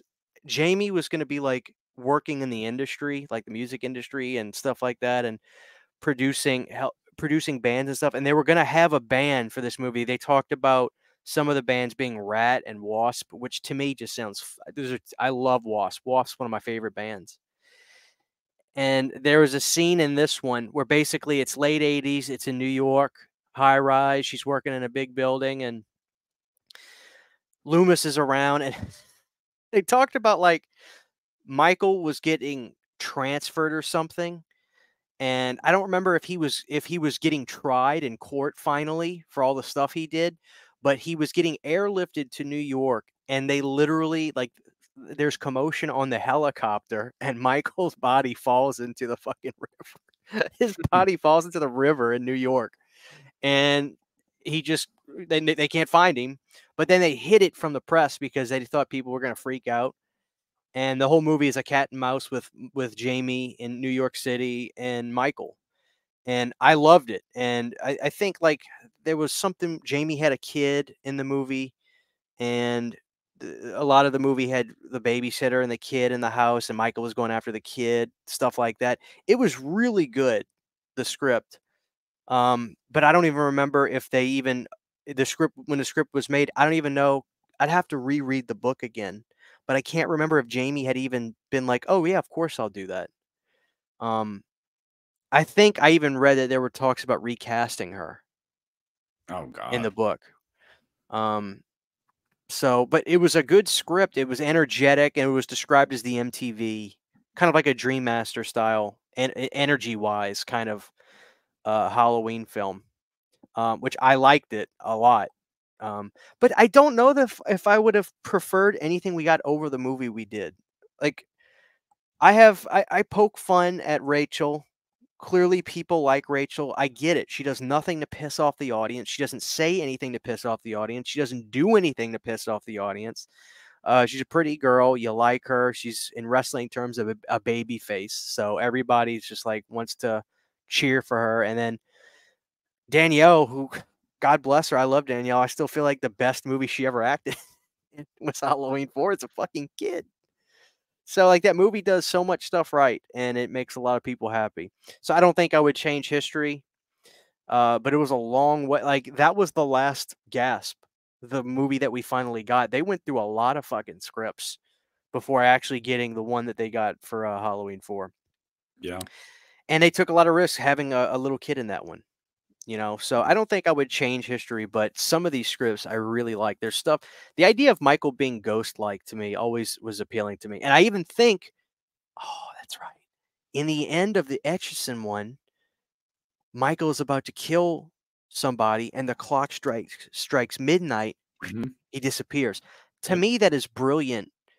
It makes him a part of the holiday. What's the name of the movie? Halloween. Great tie-in with that. Actually, really tying that together. Uh, the fact that that hasn't been done in a Halloween movie yet, I think is criminal. I think that's brilliant. Um, it's so funny because people are like, I don't like it when Michael is like a monster and stuff. But then they talk about the first movie. Well, John said he's not a man, he's a force.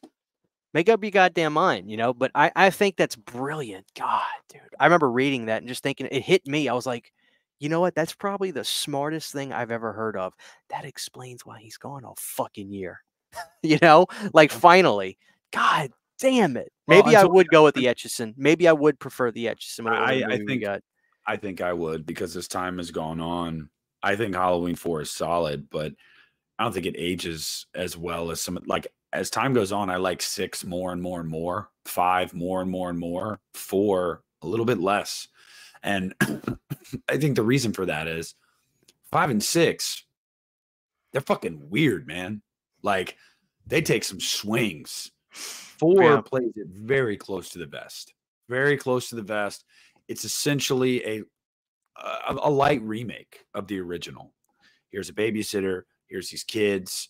It's Michael Myers, this town, his psychiatrist. Like, it's very, very similar. And I understand why they did it that way. They wanted to reintroduce Michael Myers to a new, audience, and to audiences that missed him for the last, 7 years. I get all that. But 5 and 6, they just age better for me as time goes on, because I'm like, these movies have more to say. They have more to offer. Like, there's just more meat on the bone here. But Etchison's idea for 4, yeah, dude, that movie would have been one that people would still be dissecting to this day. Like, and that shit intrigues me. Like, that shit really excites me. I like that kind of stuff. And I feel you could do that movie right now. Yes, especially now. That's kind of where this is all going to lead when we get like to the end of recapping some of these ideas. So I'll table that for now. But yes, you could. One that I don't know if this ever got made into a script, Christian. You'd have to tell me if it talks about it in taking shape. Um, I I selfishly always kind of dug the idea of Halloween. Like that to me, like let's forget about how impractical it is. It's insanely impractical. How do you have Pinhead versus Michael Myers? How's that even a fair fight? How's that a fight? Why is that a fight? Did Michael touch the fucking did he pick up the configuration? Like, how does that even happen? It was a Don't script. I did a video on it. It tanked too, which is the reason I stopped making those videos. For all the people that ask me about that, I still get asked about that. That and the Freddy versus Jason unmade scripts. Those weren't. They stopped doing so well, so they were way too much work. Way too much fucking work. But yes, Halloween was a script. And if memory serves, I didn't watch that video. I forgot I did that. But if memory serves, it was much more of a Hellraiser film. And it starred Christy. Christy was in it. And if I want to say it was, I want to say in that one, Michael was a pawn to Hellraiser. Like he was a pawn. And it just naturally, Michael's, uh, it turned into a fight, but it was a Hellraiser. It was a Hellraiser movie. It was a Hellraiser film. That's what it was. Because how people say, "Oh, well, Freddy vs. Jason is a Freddy film." yeah. It's the same thing. That movie was looked like as a.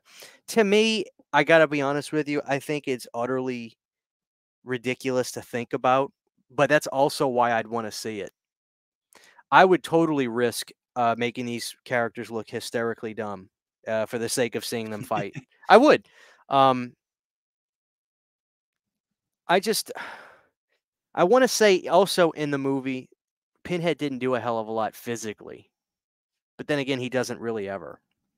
But it was Christie was in it. I don't remember. Ashley Lawrence. Ashley Love you. Lawrence. We Yeah. love you. So no, and again, I did read about that too. That John and Clive Barker were going to do it. They were going to do it, and then something happened before that, where John wanted to make. Oh my God, it's coming back to me. It's coming back to me. John wanted to make a Michael Myers movie with New Line Cinema. So this is what happened.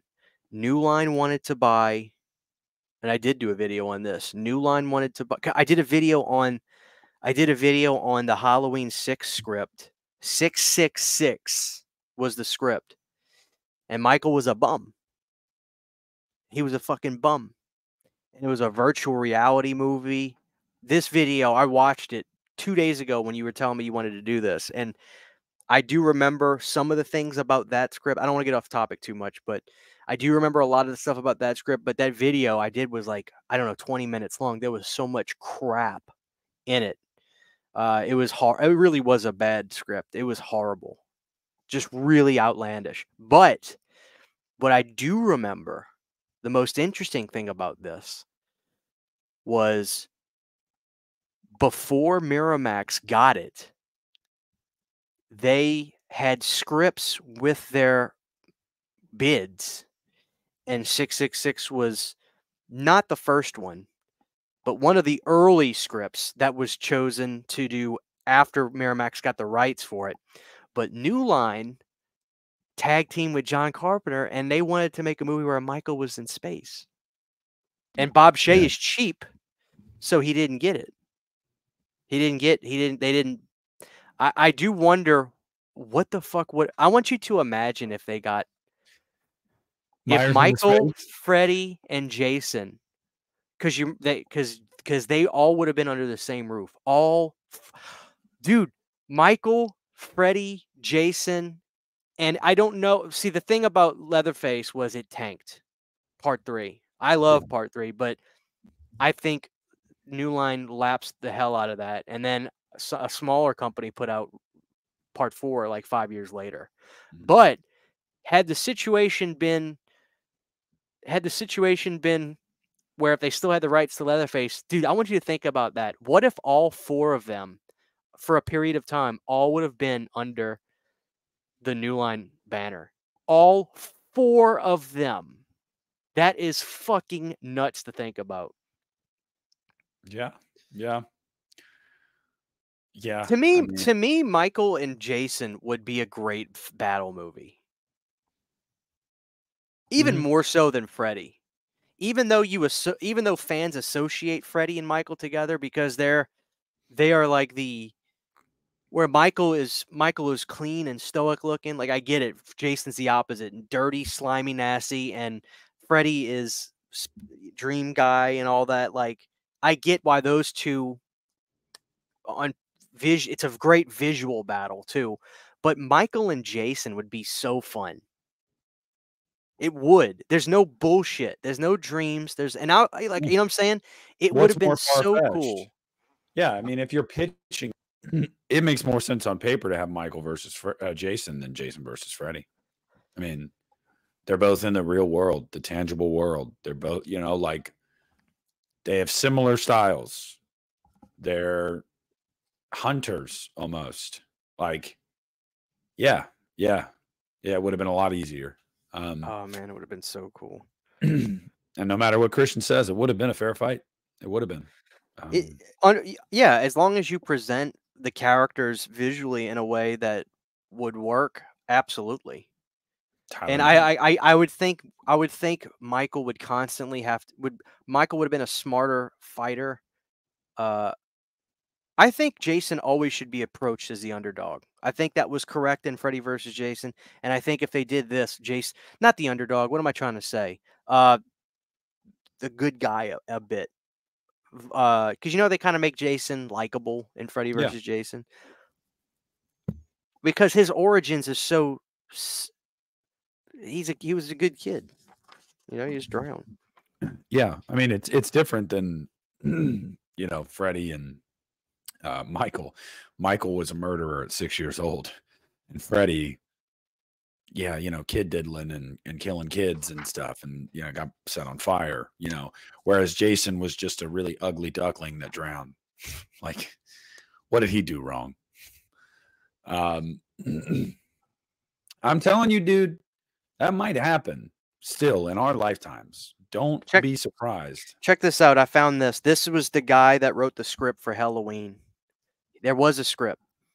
How'd your pitch go over with Dimension? Not well. I met with a guy at Dimension who was your typical studio exec. I showed him my proof of concept trailer and made my pitch. He was the most sullen faced person I'd ever met. No emotion on his face whatsoever. At one point, I wondered if he even had a heartbeat. It seemed like he couldn't have been less interested if he tried.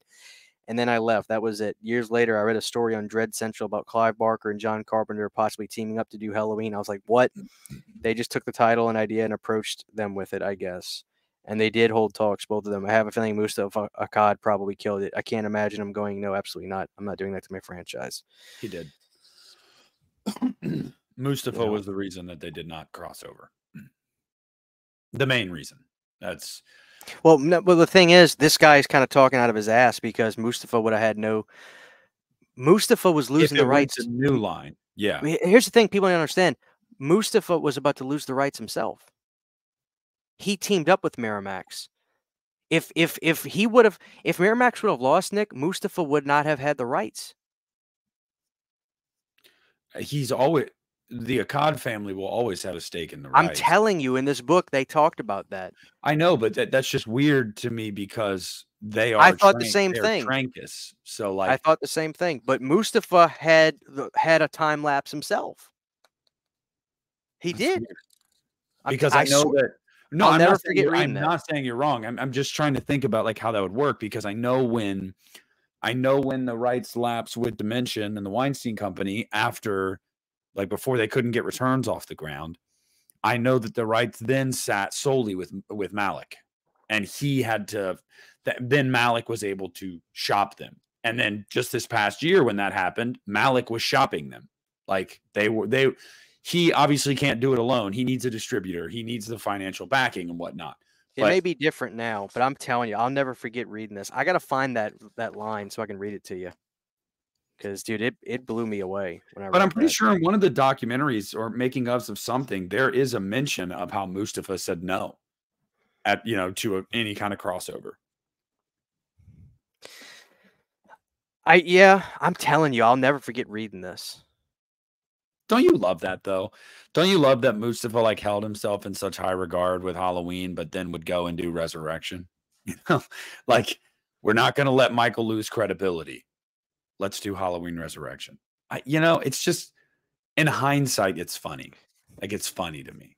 I'm listening to you, but you ready? Yeah. Just so people know I'm not full of shit, because did pissing off Halloween fans is as easy as fucking drinking water. During this period, this is 1995. During this period of development hell, Akkad would encounter a serious setback. In short, he had lost the rights to make the new Halloween films. Possibly spurred by the delay in producing a new sequel, the lucrative franchise rights went back on the auction block. Hoping to regain control of the series, Akkad teamed with Miramax. I'm telling you people, I'm not making this shit up. Akkad teamed with Miramax Films to put in a sizable bid. The Disney-owned studio would chip in with the intention of releasing future sequels through their newly formed genre wing Dimension Films, which was already home to Hellraiser and Children of the Corn. Trancas and Dimension would face competition, though. So what he's saying, I guess Akkad's studio Trancas is what that means when they say lost the rights to the film. Everything, it sounds like this stuff all has there's a deadline. There's limits to this shit, I guess. Yeah, you have to So re-up almost. I'm Yeah. telling you, so because I thought the same way what you just said, like his family owns it, like Halloween belongs to, but I'm assuming that's just not the case. But anyway, also seeking to win back in the Scrollinger series was none other than co-creator John Carpenter. To set up quite the showdown, Carpenter had officially sworn off his involvement with the future Halloween installments, yet his interest was piqued with a concept that had been brewing in his mind when he revealed to Fangoria in 1994, if you can't kill Michael, what do? You send his bitch ass into space. Except he gets up there and ends up on a space station. Unhappy with the, I'm not going to read too much more, but unhappy with the direction of the series under Akkad's guidance, Carpenter teamed with New Line to outbid his former colleague. Had their collective bid secured the franchise, New Line would have held the rights to not only Halloween, but Friday the 13th, A Nightmare on Elm Street, and the Texas Chainsaw Massacre. If there was ever a time to be a horror crossover universe, that was it. Last part. Both parties submitted their sealed bids with Akkad and Miramax prevailing. Sealed bids. So they don't know what the other people bid. That's crazy. Dust production. So, yeah, I want you to imagine that. Now, I don't know what it's like now. If Malik could I wonder now, is it Trancas and Miramax again? Like, I wonder, I would assume so, because they already had a relationship back then, clearly. So but yeah, dude, that's just a thing. I mean, reading those books was great, because not that I think people just talk out of their ass, but I just don't think people realize the business of, and I learned so fucking much about the Halloween franchise, Well, and I thought I was pretty smart with these movies. And I Miramax realized I didn't know shit till I started reading these books. Miramax doesn't, to my knowledge, I could be wrong, but Miramax doesn't really make movies anymore. They they are obviously still a production company, I guess technically, but notice anytime you see Miramax's name attached to anything, like the new Halloween movies, what else is in there? Universal, BN Media, and Blumhouse. I think that now, yes, I think that like the ownership of the Halloween franchise belongs to Malik Akkad, probably in partnership with Miramax. Right. But Trancas, or whatever Trancas is now, and Miramax don't make movies anymore. They have to find people who want to use Yeah. the property that they have the rights to and It's put the yeah, it's money in to do it. yeah. It's crazy how that business works. But when I read that, I wanted to say that to people, but I was sure I would have been like, people would be like, you don't know what the fuck you talk about. But I remember reading that. I was like, if people only knew that Mustafa almost lost the rights to Halloween himself, it's just crazy to think about. You know what I wonder, Christian?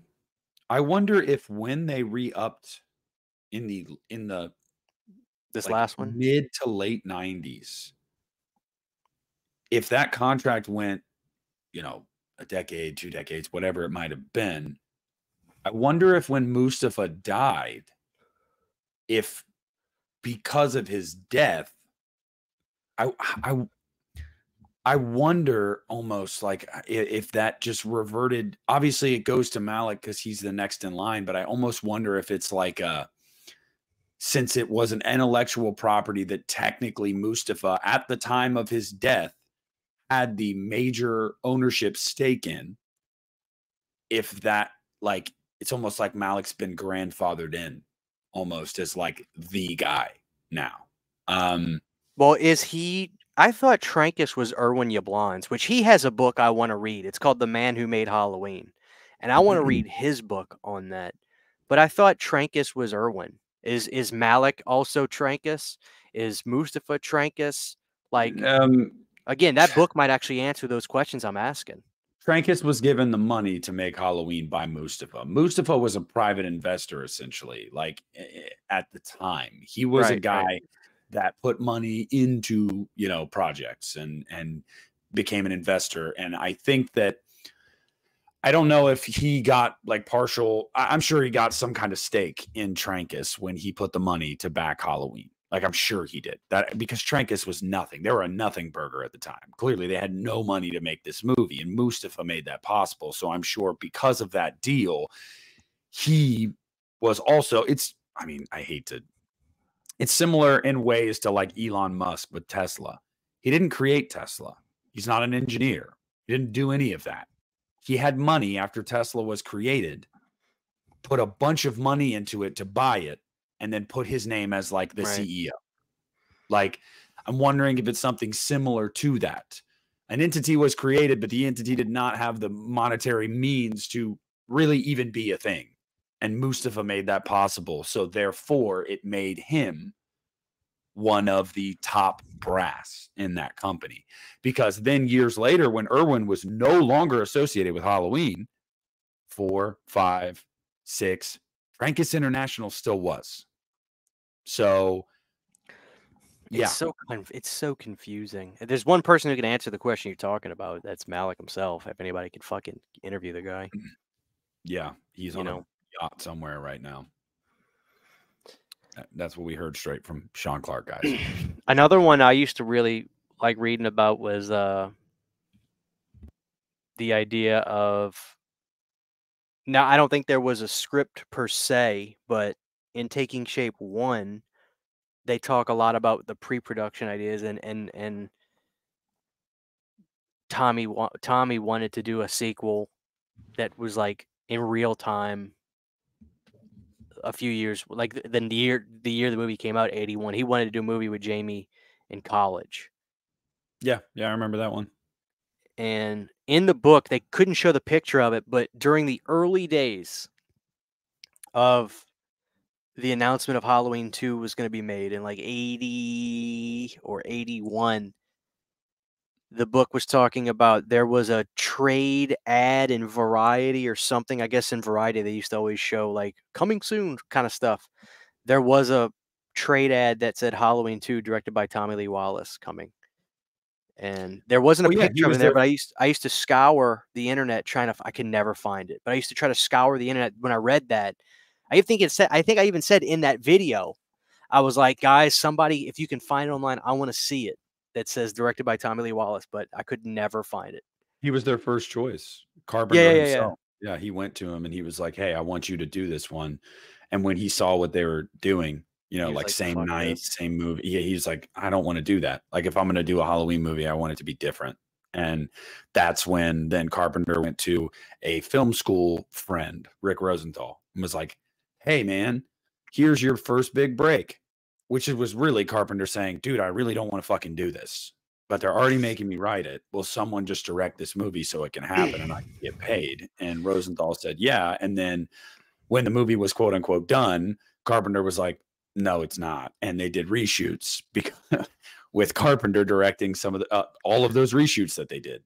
I read about that, and that if people are interested, I reading about that stuff. A lot of it was in the first Taking Shape book, which is great. But I read about that, dude, and it was pretty ugly from what I read. Carpenter was not happy at all. I don't think anybody was happy with Rick's first version of the movie. And they also talked about like how drug induced the I don't recall ever watching the I'm sure you've seen it a dozen times, but so you could probably speak on this better than me, but like the TV cut of the movie apparently is like whacked out or something. It's not And good. like what is why is it not good? It's like is there new footage in that I'm just not remembering, or is it just edited weird? It's both. There is new footage.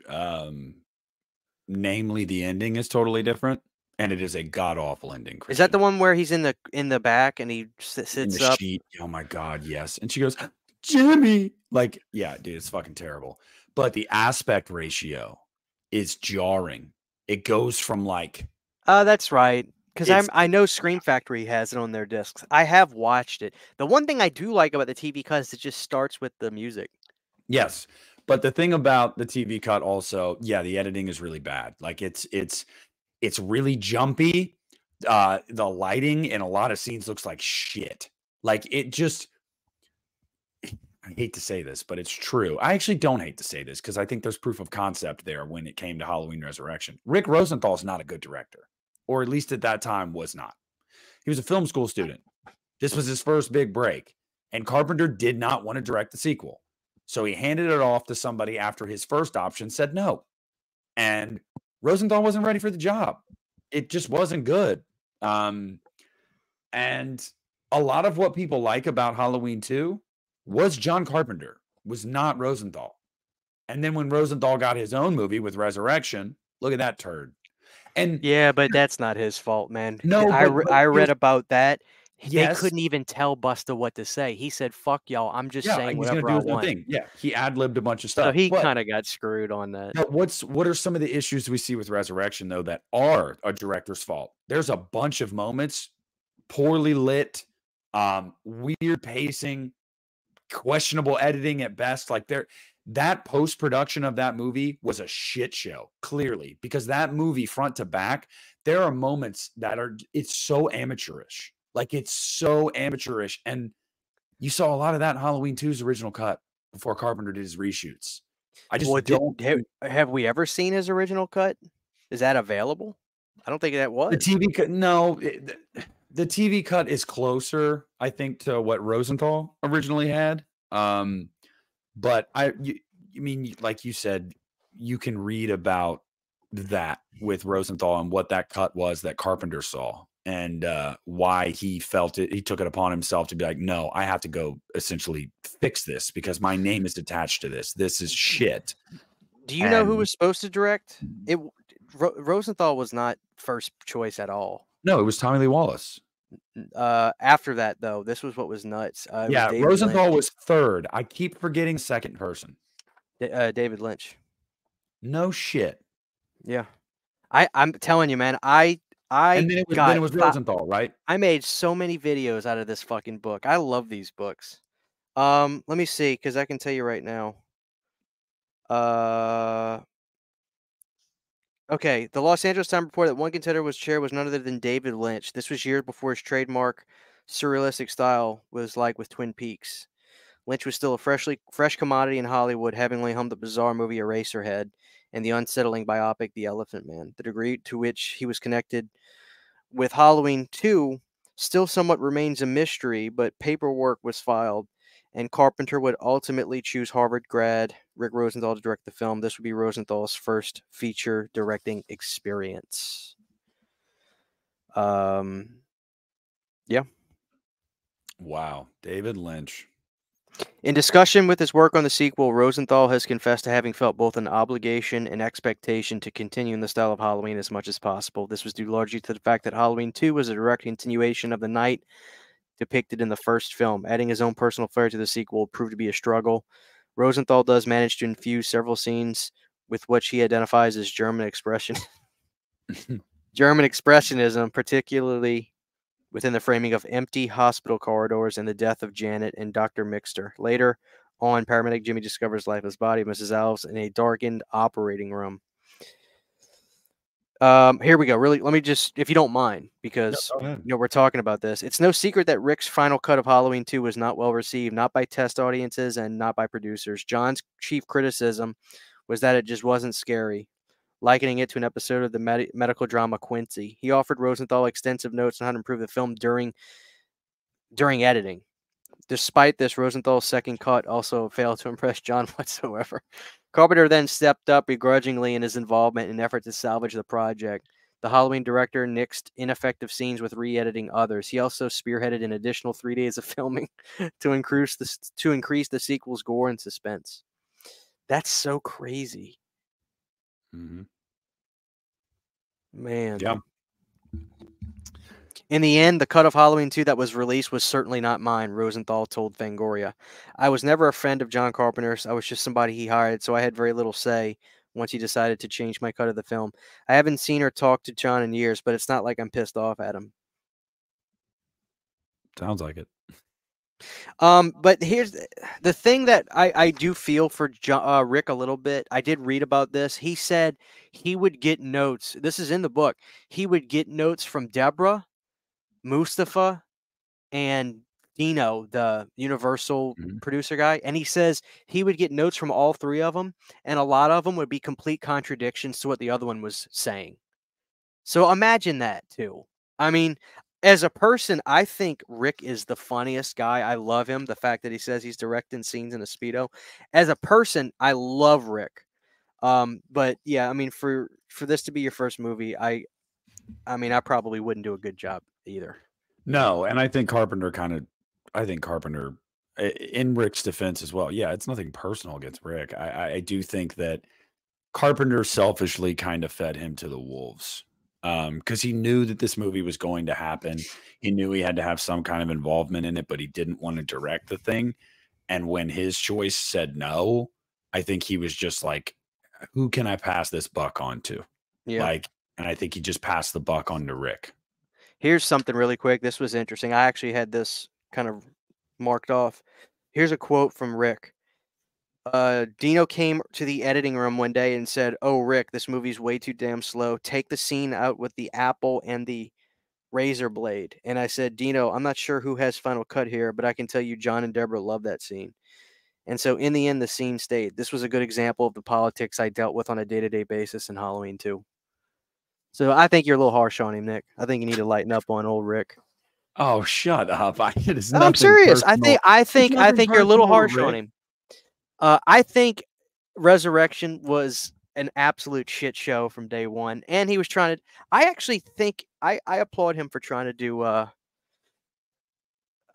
what do you call it? All that technology crap, but it was it was way too early to be trying to do all that and make it good. And the idea of having different endings in the theater, just be practical. Come on, Rick, you can't do that shit. And they were Yeah, still I get shooting it. on. They were still putting prints out. Now, Nick, I want you to imagine, how do you divvy that up? Doing different prints of these movies on film with different endings. It's a fucking that'd be a fucking nightmare. Um, but I would have liked to have been a fly on the wall just to see like, what do you do when you got Buster Rhymes? He's like the biggest thing at that point, right? He was huge in 2001, 2002. What do you do when everybody's afraid to tell this guy you can't just say whatever you want? Like, you can't do that, man. Like, oh god. Yeah, but Busta isn't something for me that sinks Resurrection. A lot of people say that. I think he's funny. Like I think that Busta actually brings a little bit of life to that movie, which is pretty much lifeless, honestly. Like it's a dumb character, it's a poorly written character, 100%. But the role, I think he did the role fine. The role just should not exist. That's my argument there. Um, look, I just you can yeah, he was up against it, absolutely, and, like, I mean, I agree, it's nothing personal against Rosenthal, but I just think that many times directors are up against it from producers and writers and, other, peers, whatever it may be, and they can still churn out a pretty good movie, and a lot of people would say Halloween 2 is a pretty good movie, but then Rick Rosenthal would tell you himself, "That's not my movie, though." So, I just feel like I don't think it was at the end of the day, where I land with it is I don't think it was fair to do that to Rosenthal. I don't. I think at the time Rosenthal saw it as, this is my chance. This is my chance to get my name out there, to break ground as a director. Yeah. But I don't think it was fair. I don't think it was the right time. I'll tell you what I respect about Rick. He has every maybe not right, but you would expect him to be bitter and talk about how this person fucked this up, this person was changing. I've never heard him sound bitter. No, he's a fun guy. He's a jolly guy. I think that's amazing about him. He's a jolly, carefree. You know what? He's going to get paychecks for the rest of his life. So, like, I don't think he really cares, like, at the end of the day. But I mean, Carpenter's kind of an egomaniac. You know that. I know that. We all know that. He's kind of an asshole. He's a prickly old man. And he was a prickly old man when he was 30. Like, he wants things done a certain way. How he wants it, when he wants it, by his means. I mean, that's a lot of, like, really good horror directors are that way, though. Or just directors in general are that way. So yeah, I think where I land with it at the end of the day is Rick he tried to make the best out of a less than ideal situation. And well, he got a crash course in the fucking movie business. I'll tell you that. Yeah. And you know what? He churned out, at the end of the day, I'm sure more than half of the movie is his movie, you know. But churned out what a lot of people would say is the best sequel. I mean, it's not my favorite, but a lot of people would say it's the best sequel. So good on him, you know. I mean, I love it. I don't like it as much as part one. You know. No. But the other sequel, the one that the first one that I covered, that video is doing really well. So shout out to all you guys that have watched that. Halloween 3D, man. Now I know you're partial. You're a Todd Farmer guy. I know you like Todd Farmer, and the Lucier Farmer team is brilliant. Yes, I think they should have made a lot more movies together. They should have. They have a very unique style, and what they do is fun, and it's like gleefully depraved, and they're easy watches. Like their kinds of movies are easy watches. It's like eyeball candy. But in hindsight, I am glad that they didn't do a sequel to Rob Zombie's Halloween 2, because tonally that would have made no fucking sense. Like, you go from Rob Zombie's Halloween 2 to a Halloween 3. You bring back Scout. You bring back Tyler Mane. Scout's now institutionalized. It comes out that she actually killed Loomis at the end of Halloween 2 and imagined Michael doing it. And obviously Michael breaks in to the sanitarium that she's in and, wreaks havoc in the sanitarium. Now, I love the idea of the whole movie taking place in a sanitarium was awesome. Like, I still want to see a Halloween movie do that. I just think that's such a cool idea. But there was not a lot about that script that I just don't think it worked with the movie that came before it. If it would have been a reboot, a new Halloween movie that was untethered to previous films, I think it could have been really fun. Like My Bloody Valentine 3D. That was a reboot. Hey, we're going to put our stake in My Bloody Valentine. Doesn't need to adhere to sequels that came before it and stuff like that. But, like, especially because, dude, Halloween 3D was going to come out a year after Rob Zombie's Halloween 2. It was going to be fresh on everyone's mind. You were going to bring back the lead actress. You were going to bring back anyone that survived. You were going to bring back. And it just tonally was not going to work at all. Like, it would have just been so jarring. Like, I don't know. But selfishly, I would have loved to see Scout again because I loved her as Lori. And I would have loved to see Tyler as Michael again. Yeah. This is crazy to me. Unbeknownst to Zombie, the Weinsteins had been planning a third Halloween without him for quite some time. In fact, the studio reached out to Todd Farmer and Patrick Lussier even as Zombie was still shooting Halloween 2 in the spring of 2009. Bob would formally announce Halloween 3 to Los Angeles Times on August 31st, 3 days after its predecessor opened in theater. His announcement revealed that the Weinstein Company did not expect Zombie to return, and they were actively talking to other filmmakers over the series. That's fucking crazy. I don't remember that. I mean, granted, what was it? What did I say that was? What did I say that was from? What do you mean? What? He announced that in what? The Los August Angeles 31st. Times? Yeah, Los Angeles Times. I don't fucking read the I, Los I Angeles remember, I Times. vividly remember the announcement, and I was like, hell yeah. It was on Yahoo Movies. I was like, hell yeah, let's go. We're getting another one. Can't wait. Yeah, man. They had planned it beforehand because they knew that the movie was going to do well enough to where they could make another one. And at that point, Dimension was, the Weinstein Company, they were up against it, man. They needed to make money, and they knew they needed to make money. So if any movie they put out there gave them a net profit, they were going to try to milk that cow until it was dead. Like, listen to this. On September 12th, the screenwriters had a conference call with Malick, Dimension exec Matthew Stein, and head honcho Bob Weinstein. Farmer Lucier found Akkad congenial and supportive of their concept. I should say, the first thing they brought up was, hey, we want to do this in 3D. His questions were smart. We had smart answers. Once we won him over, there was zero hesitation. He was a powerhouse. We do this, we get this guy, we move on. I can make this call. I can make that call. We left the meeting and suddenly it was all very real. yep. And they wanted, like you said, they wanted to make it in 2010. I'm finally reading. I never got this far in the book, but I remember you telling me about this film, and it was supposed to be, I don't know if sleazy is the word, but Oh yeah, it was. yeah. Weren't they gonna make Scout be like a sexy psych patient? In ways, yeah. That sounds great. But it was more the it was more like the staff.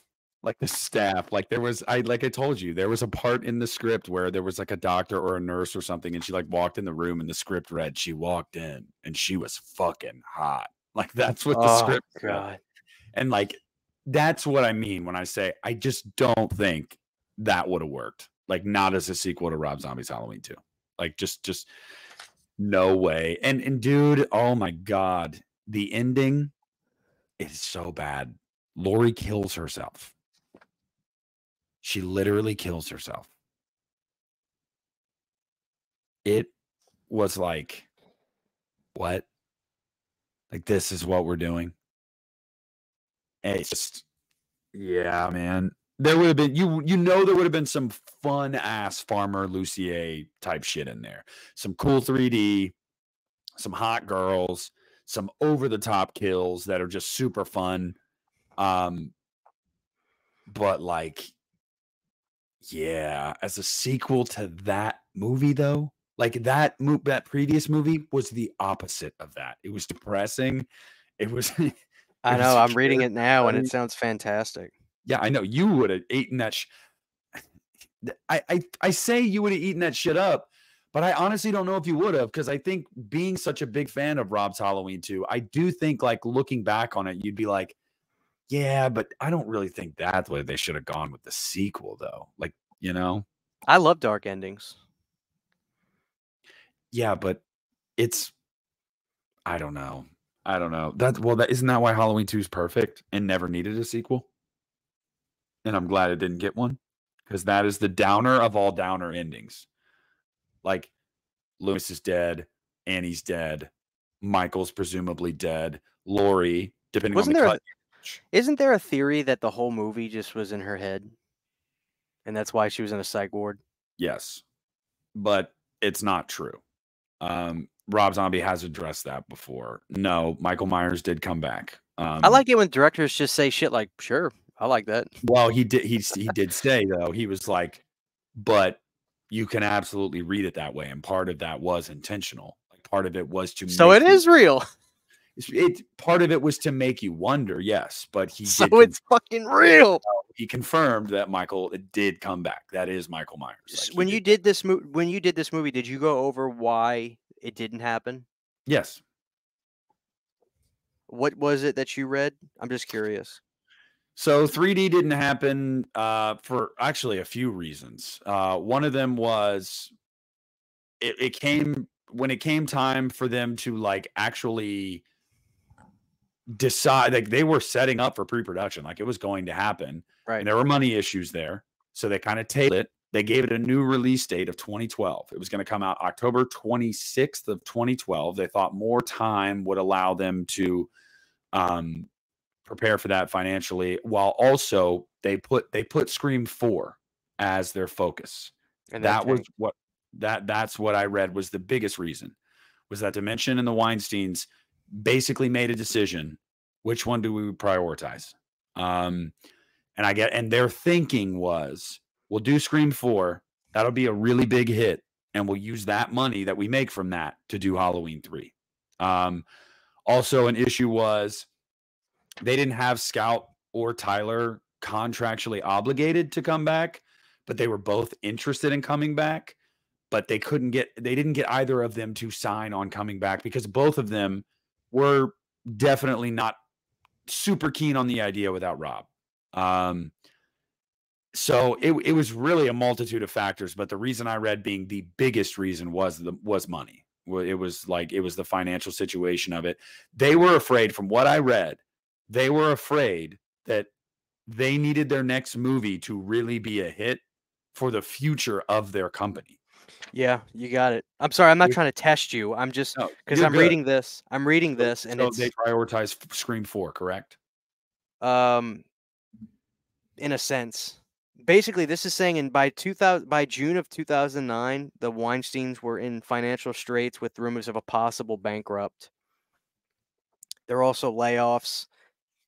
They were so broke they couldn't afford to release one of their own movies. Box office records show that 2009's Janky Promoters, a comedy starring Ice Cube and Mike Epps, only returned $9,000 against a $10 million budget.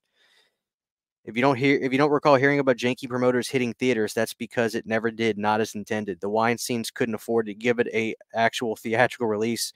According to Ice Cube, the Weinsteins canceled planned reshoots, cut the movie in secret, and dumped it on DVD. And then it was saying, let's see. The production for Halloween 3D started coming quickly. Tyler and Scout were approached. No deals were signed, but the interest was there.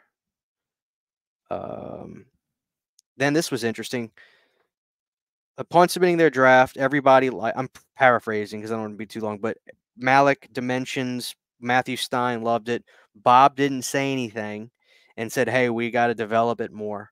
The primary source for the shutdown would be related because they were going into a shutdown, apparently. The primary source was because of crippling money matters. Despite urges for all parties to see Halloween come through fruition, the studio was simply too broke to finance it. And that was on hold indefinitely. So if they had money, we would have gotten Halloween 3. Yeah. It was going to happen. And yeah, their big get out of jail free card was Scream 4. They were like, this will be the movie. And then it wasn't. It looks like there was another Halloween 3 script that those guys wrote, Halloween 3.0. And I remember, I'm sure you remember this too. It was retooled. It was retooled when they announced the 2012 release date. Yeah, it was retooled. Do you remember? Somebody made a fan poster? It went everywhere on the internet. Yeah. It was called Halloween 3, directed by Patrick Lussier. Mm-hmm. And it looked like the Halloween 3 movie. I used to see that on Google Images because when I would go be like, okay, let me find some Halloween 3 art for my wallpaper.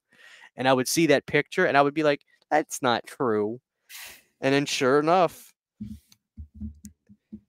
But see, during this time, Lussier and Farmer were rocking and rolling. Drive Angry.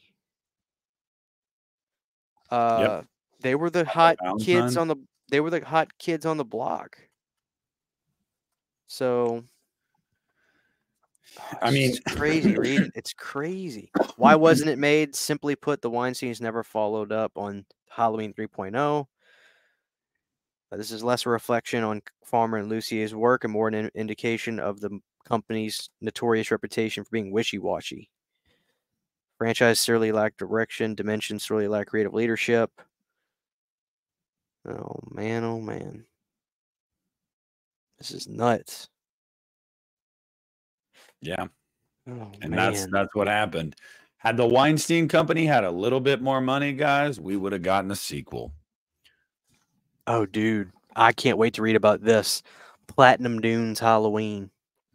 Yeah, I Have you remember heard that. about this? Oh, yeah. Oh, yeah. Okay, really This was quick. that era, man. This was Tell me that about Platinum era.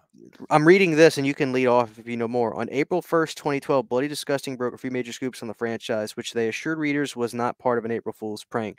They reported that not only was Farmer and Lucier's 3D not the table, but the entire 3D approach was as well. The site also refuted rumors that Halloween would be PG-13 or part of a found footage genre. Yep. By far, the biggest bombshell was that the Weinsteins had brought on Michael-based Platinum Dunes to produce the next installment in the series, under the guidance of Brad Fuller Yep. and Andrew Form.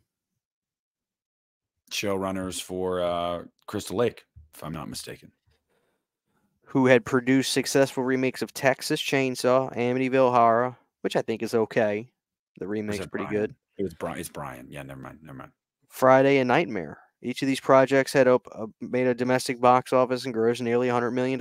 Apart from the original, no Halloween had ever come close to those kinds of numbers. I thought Halloween 2007 did $100 million. It didn't? 79. What the fuck? So you're telling me that Friday and Nightmare both outperformed Halloween? Well, in fairness, that stuff wasn't in vogue when Halloween 07 came out. Halloween 07 kicked down the door.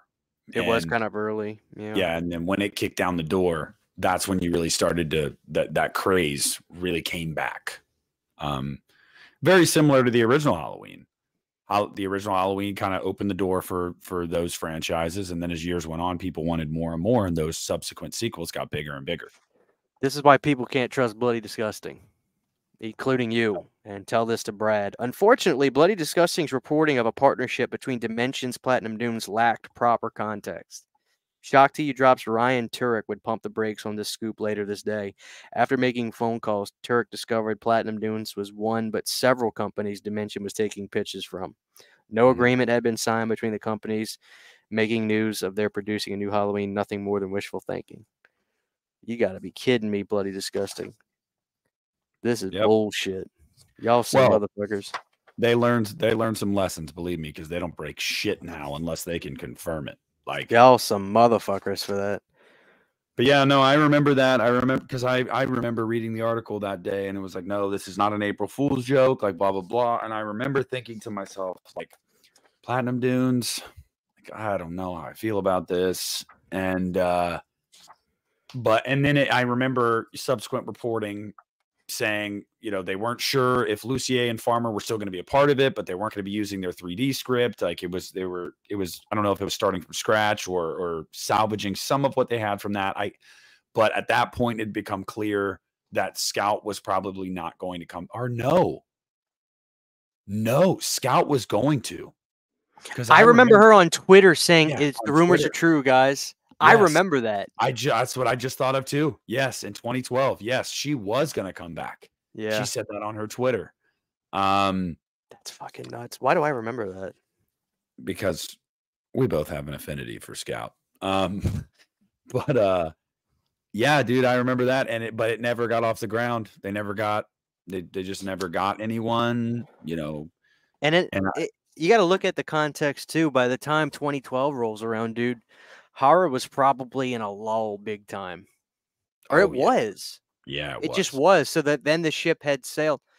They never really made that Halloween during that 2010-11 craze. Those 2 years, dude, were really 2000.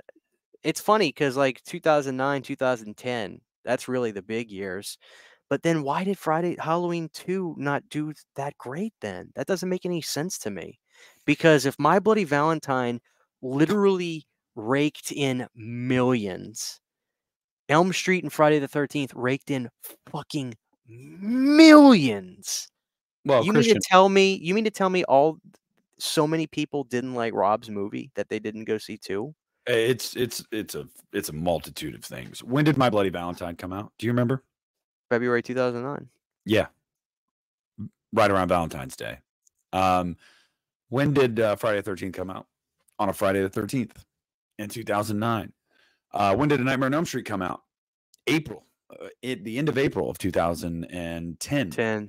right before summer, right before the summer box office craze starts. What did all of them have in common? Not much, if any, competition that they went up against. So you release the movie right around the time of year that you're supposed to release it, so you can market it as such. You don't have a lot of competition, and these are franchises that people hadn't seen in a while. Halloween 2007, while it made a lot of money, a lot of people hated that movie. So there's a sour taste in people's mouth. Then they go, not But only are it's we so bringing, interesting. I'm sorry. I'm sorry. I don't mean to cut you off, but it's just like nobody I fucking knew was saying that. It's just so crazy. I can't wrap my head around that there are that many motherfuckers you see it who on are YouTube, dog. so. I know, but like that wasn't reality for me. And that's why I can never truly see like, oh But my God, this wasn't John's movie. that's Nobody not was fucking saying that in my world. no, that's not the You biggest know, reason it's why it didn't do well. The I'm not biggest arguing reason, with you. It's just, I dude, I know. can't. And you're right that there were people saying that, but dude, it's so bizarre how my recollection of Halloween 2007 was so good. People were having a Yeah, blast took over the during this world, dude. time. It was a big deal. But I'll tell you this, I think still to this day, the biggest reason why Halloween 2 did not do well is twofold. They released it in the summertime. You fucking stupid. I know I had just started my senior year of high school, so Yeah, it was school, so it had to have been September, yeah. It was August, August September. 28th. August 28th of 2009 is when Halloween 2 came out. And That was like the second week of my year of school and senior yeah, year then. so they release it at the beginning of the school year in still technically the summertime when it's a movie called Halloween. Great idea. And because of that, they released it with competition. They, I'm gonna read this to you Wasn't because Final Destination 4 out? Final Destination 4 came out the same weekend. So it went up against a franchise that was very popular. But nobody was talking about that. It's so crazy, my reality of this time, dude. All my friends were talking about Halloween. They weren't talking about Final Destination. It's crazy to me. I know, but I'm just trying to see here. Dude, I was excited for Halloween too. Me and my brother were over the moon because Zombie was so fucking popular during this time. It's Yeah, I know. crazy to me. It doesn't Yeah, make any so sense. Final Destination came out same day. You also had in theaters at the time District 9, pretty big sci-fi action movie. I'm trying to see what else was out. So those are the two biggest ones. Well, So Paranormal Halloween 2, Activity. Is that during the Halloween same 2 time? that would have been October. Halloween 2 came Oh, out. they would have got really fucked then, Nick. Yeah. The Halloween 2 came out up against Final Destination 4, which was a much bigger entity at the time because everybody was going to see those fucking movies just because it was like perfect teenager go see those movies. And it Nobody's was in talking 3D. about that shit anymore, dude. I know. And it was in 3D, which was a big draw, obviously, at the time. And then District 9, which was stealing a lot of the adult audience because that was a sci-fi action movie. And it came out in August. It's called Halloween. It came out in August. I mean, Yeah, but make didn't it make H2O sense. do that too and it didn't matter that much? H2O came out in July. Yeah. Oh. But guess what H2O had that Halloween I 2 bet you it didn't have? had legs Jamie though. Lee Curtis. I bet you that had legs too in the movie theater. Yeah, it did. And it had Jamie Lee Curtis. Like that's really what it was at the end of the day. But also, mind you, now it's in unadjusted dollars, but I'm gonna look it up right now. I want to say Halloween H2O only made about $55 million, if I am correct. Halloween H2O 75. Okay, $75 million. And let's see. 55 domestic. That's where I had the number. And then so opening weekend of 16, international gross of 20 million for a worldwide total of 75. Halloween 2 made 40 million worldwide. Rob's first movie made like 79. So it made half of that movie. But I'm telling you, dude, if they released Halloween 2 a month later, like I think it would have been worse. No, 2 weeks before Paranormal Activity, I think they would have been fine. Oh, you mean before Paranormal? Yeah, I was gonna like say 2 weeks if they before. went up against Paranormal Activity, dude, I don't care if Jesus Christ came back from the fucking Nazareth. He would have had a low attendance because Yeah. Paranormal Activity was, dude, I'll never forget my fucking teachers saying, are y'all seeing this Paranormal Activity?" My teachers were talking about it. They were Mhm. saying, "Are y'all seeing this movie right now?" Fucking crazy. I know. I know it. I know it. But yeah, it was just a multitude of factors why that movie didn't do well. And it really got hurt by poor word of mouth because I just read to you that Halloween H2O opened its opening weekend with $16 million. H2 did the same fucking thing. I'm going to just look this up just to be 100% sure. It opened 16.4 million opening weekend. Same opening weekend as H2O. Here's the problem. In week 2, it dropped 65%, Would have made like 4 million. 5.7. Jesus Christ. And then in week 3, it made barely $2 million. It had no legs. It had no legs at all. Movies aren't most of the time, if it's going to be successful, it is not about the opening weekend. It is all about, does it sustain? Right. And people went and saw Halloween 2, critics and fans, and you already know the general sentiment at the time. Most people were like, that was dog shit. They're wrong, by the way. But that negative word of mouth really hurt that movie.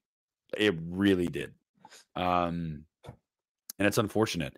Opening to $16 million, man, most of the time, the general rule of thumb is a 2.5 time multiplier with box Right. office, The only which reason I means know that is because of you.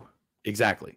So you're going to open whatever you open at, you're going to do about 2.5 times that by the end of your run, which Right. means that Halloween 2 should have made 40 million in the States, like at the bottom of the projection.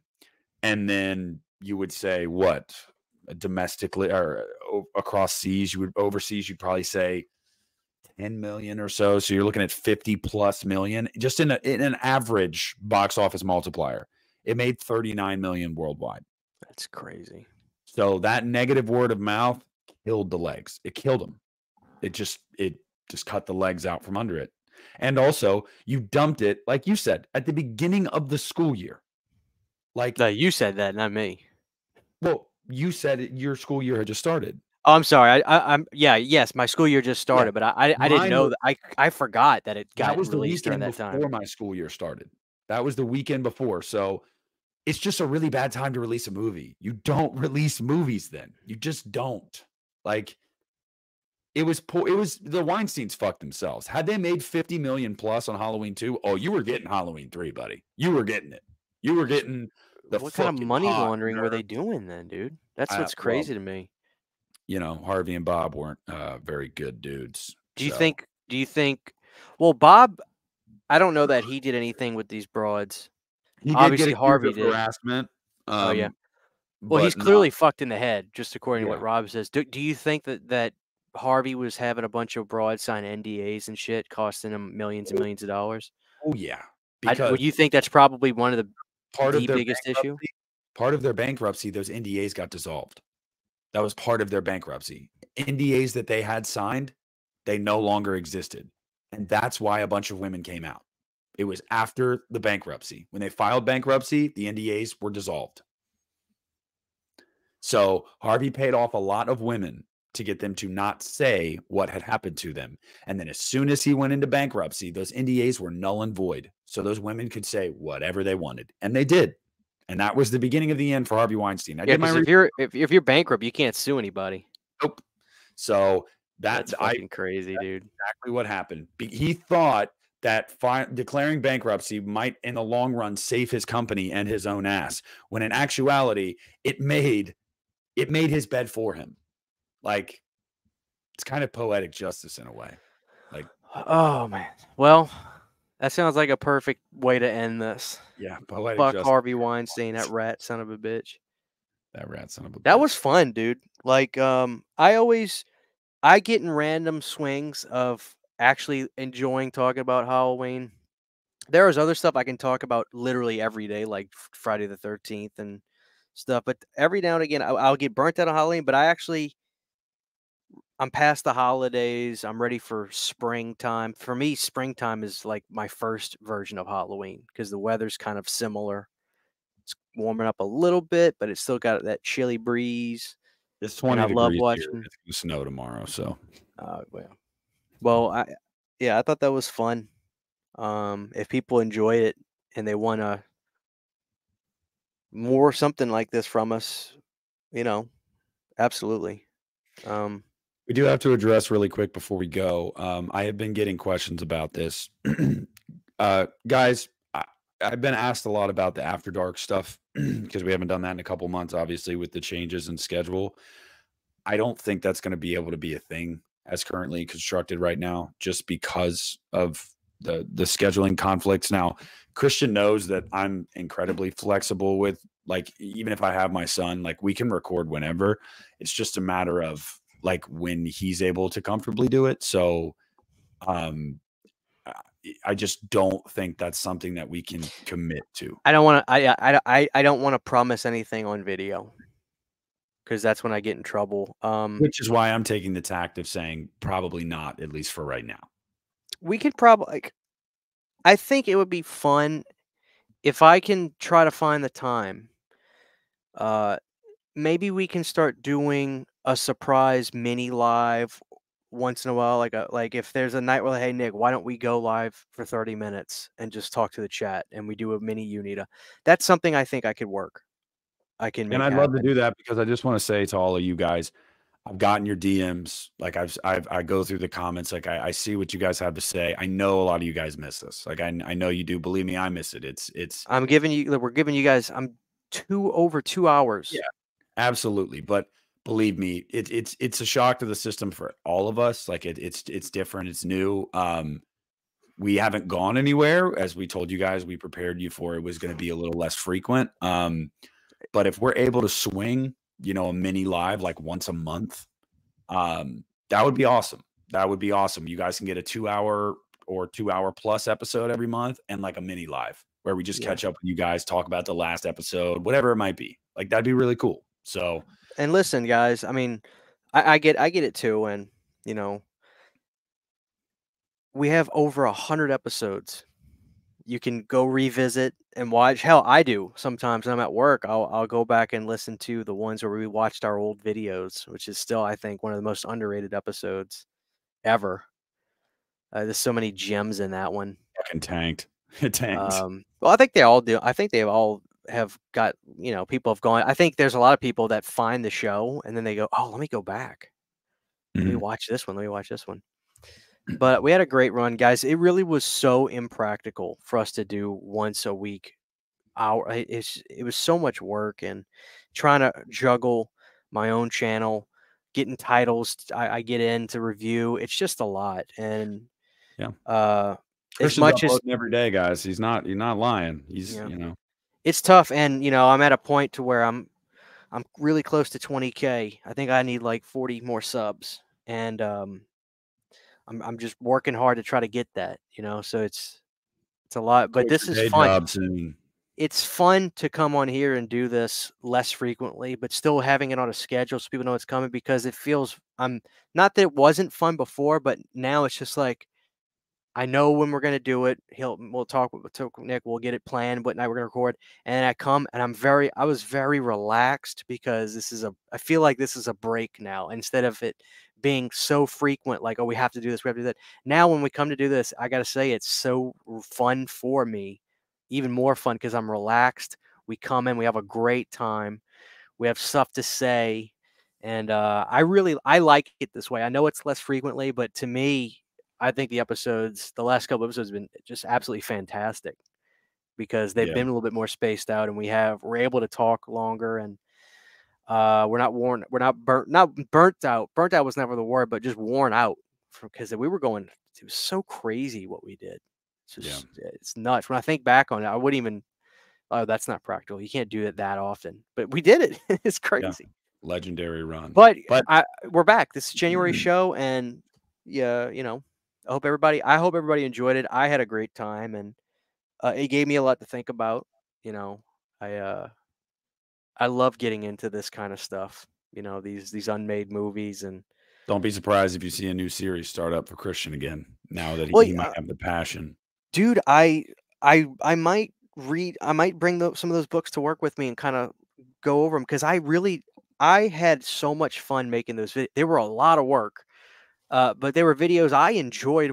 That's kind of stuff I enjoy watching. I watched yours too. Like I enjoy when somebody actually does research, does the work, and learns about that kind of stuff and educates people on it, and doesn't just be like, give this is like my opinion, man. No, no, no. What happened? Tell me what happened. And when I read those books, like I never saw a lot of fans saying, oh Mhm. well, like they almost had David Lynch, or And I Joe Dante and was supposed to be doing Halloween 3, but then he got a call from Spielberg to go work on the Twilight Zone. So then, like, I never hear people talk about that. So that's what really inspired me to make those videos, yeah. to be like, guys, did you know? Because And guess I and what? I And I always say in my videos, because guess what?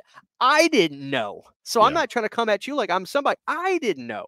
So that was the beauty of reading those books. And I give my opinion in the sense of like I say, like, oh, personally, I would have loved to see this happen, or personally, I'm glad we didn't. But yeah, it's more for like educational purposes, like set the scene. This is where it was at. This is what it was going to be about. This is why it didn't happen.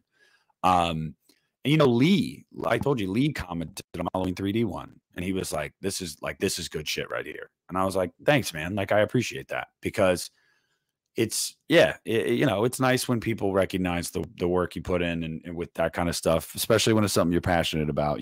Like I said, my Rob Zombie's Halloween 2 video I made last year that did incredibly well. Like just continues to get views every day. Like I am so proud of that video. Like I am so proud of it. And yeah, that kind of shit just means a lot to me. So seriously, guys, thank you for hanging in with us.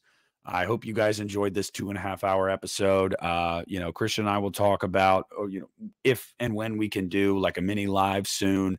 And don't be To surprised if it's just magically happens. There's no Yeah, promotion. I yeah. mean, like, boom, turn your notifications on for both of our channels. Mhm. But with that being said, Christian, you got anything else? You ready to sign off? Just thanks for all the viewers. You guys are great. I'll try to start. I'm not a big commenter, uh, but I'll try to start. I read the comments on the videos that are on this channel now, but I don't usually respond or comment back. But I see you guys, and I see all the familiar faces and all the people that have been watching the show Don't for a worry, long I time. interact with them. And I know you do. Nick never had a problem responding to people. That was always my thing. Is I was always like, Nick, don't respond to that. He's I like, don't. fuck that. I have not. I'm I have responding to not that. argued with anybody on the Uneeda episode on my channel. Don't worry. I'm just, but I see you guys. I do, and I appreciate every one of y'all. I still love doing the show.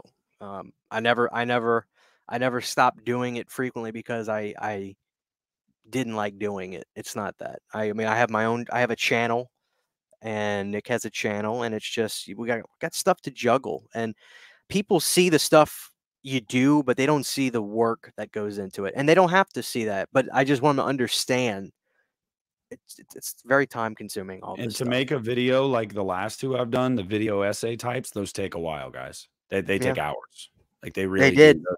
Yeah. And the only reason they were fun, but once I did one that didn't do too well, I was like, okay, I got to put the brakes on Yeah, this because my I'll do three a video showing 7 DVDs, and people were like, yes, fuck yeah, yes, like yeah. I pull 7 DVDs off the Mhm. shelf, and Yeah, people like, come on, man, six my thousand views. yeah, that's what I'm saying. My 3D one has been out 4 days. It's over 2,000 views. Like it's awesome. The returns one, it's only got 1,000, but still good enough to justify doing it.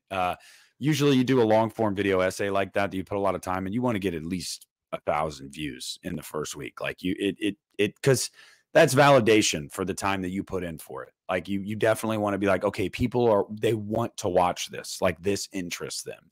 So If it's yeah. good, they'll watch. That's my motto. I Yep. always tell people that. Don't worry about algorithms. Don't worry about this. If it's good, they'll watch. Say to yourself, would I watch this video? Sometimes when I tell myself, you know what, dude, I'm really just feeling Meridian. That's a really fun Charles Band movie. I Mhm. should do a video on that. Then I say to myself, will they watch it? Yeah. The answer is no. So I No. don't do it. So there you go. There's some life Anyway. advice for y'all. We might see you in a couple, a week or two. Who knows? If not, we'll see you in February again. To all you guys, Happy New Year to you. I hope it has started off well. Stay Y'all hang warm, in there. everybody. Stay Yes. safe. Especially y'all in the Northeast this weekend because it is going to snow. So we love y'all, and we'll see you soon. Good Take night. care. Good evening. Good morning. Whatever it is. Is this still recording? Yes. Did you hit stop? I'm leaving that in. I'm leaving this in.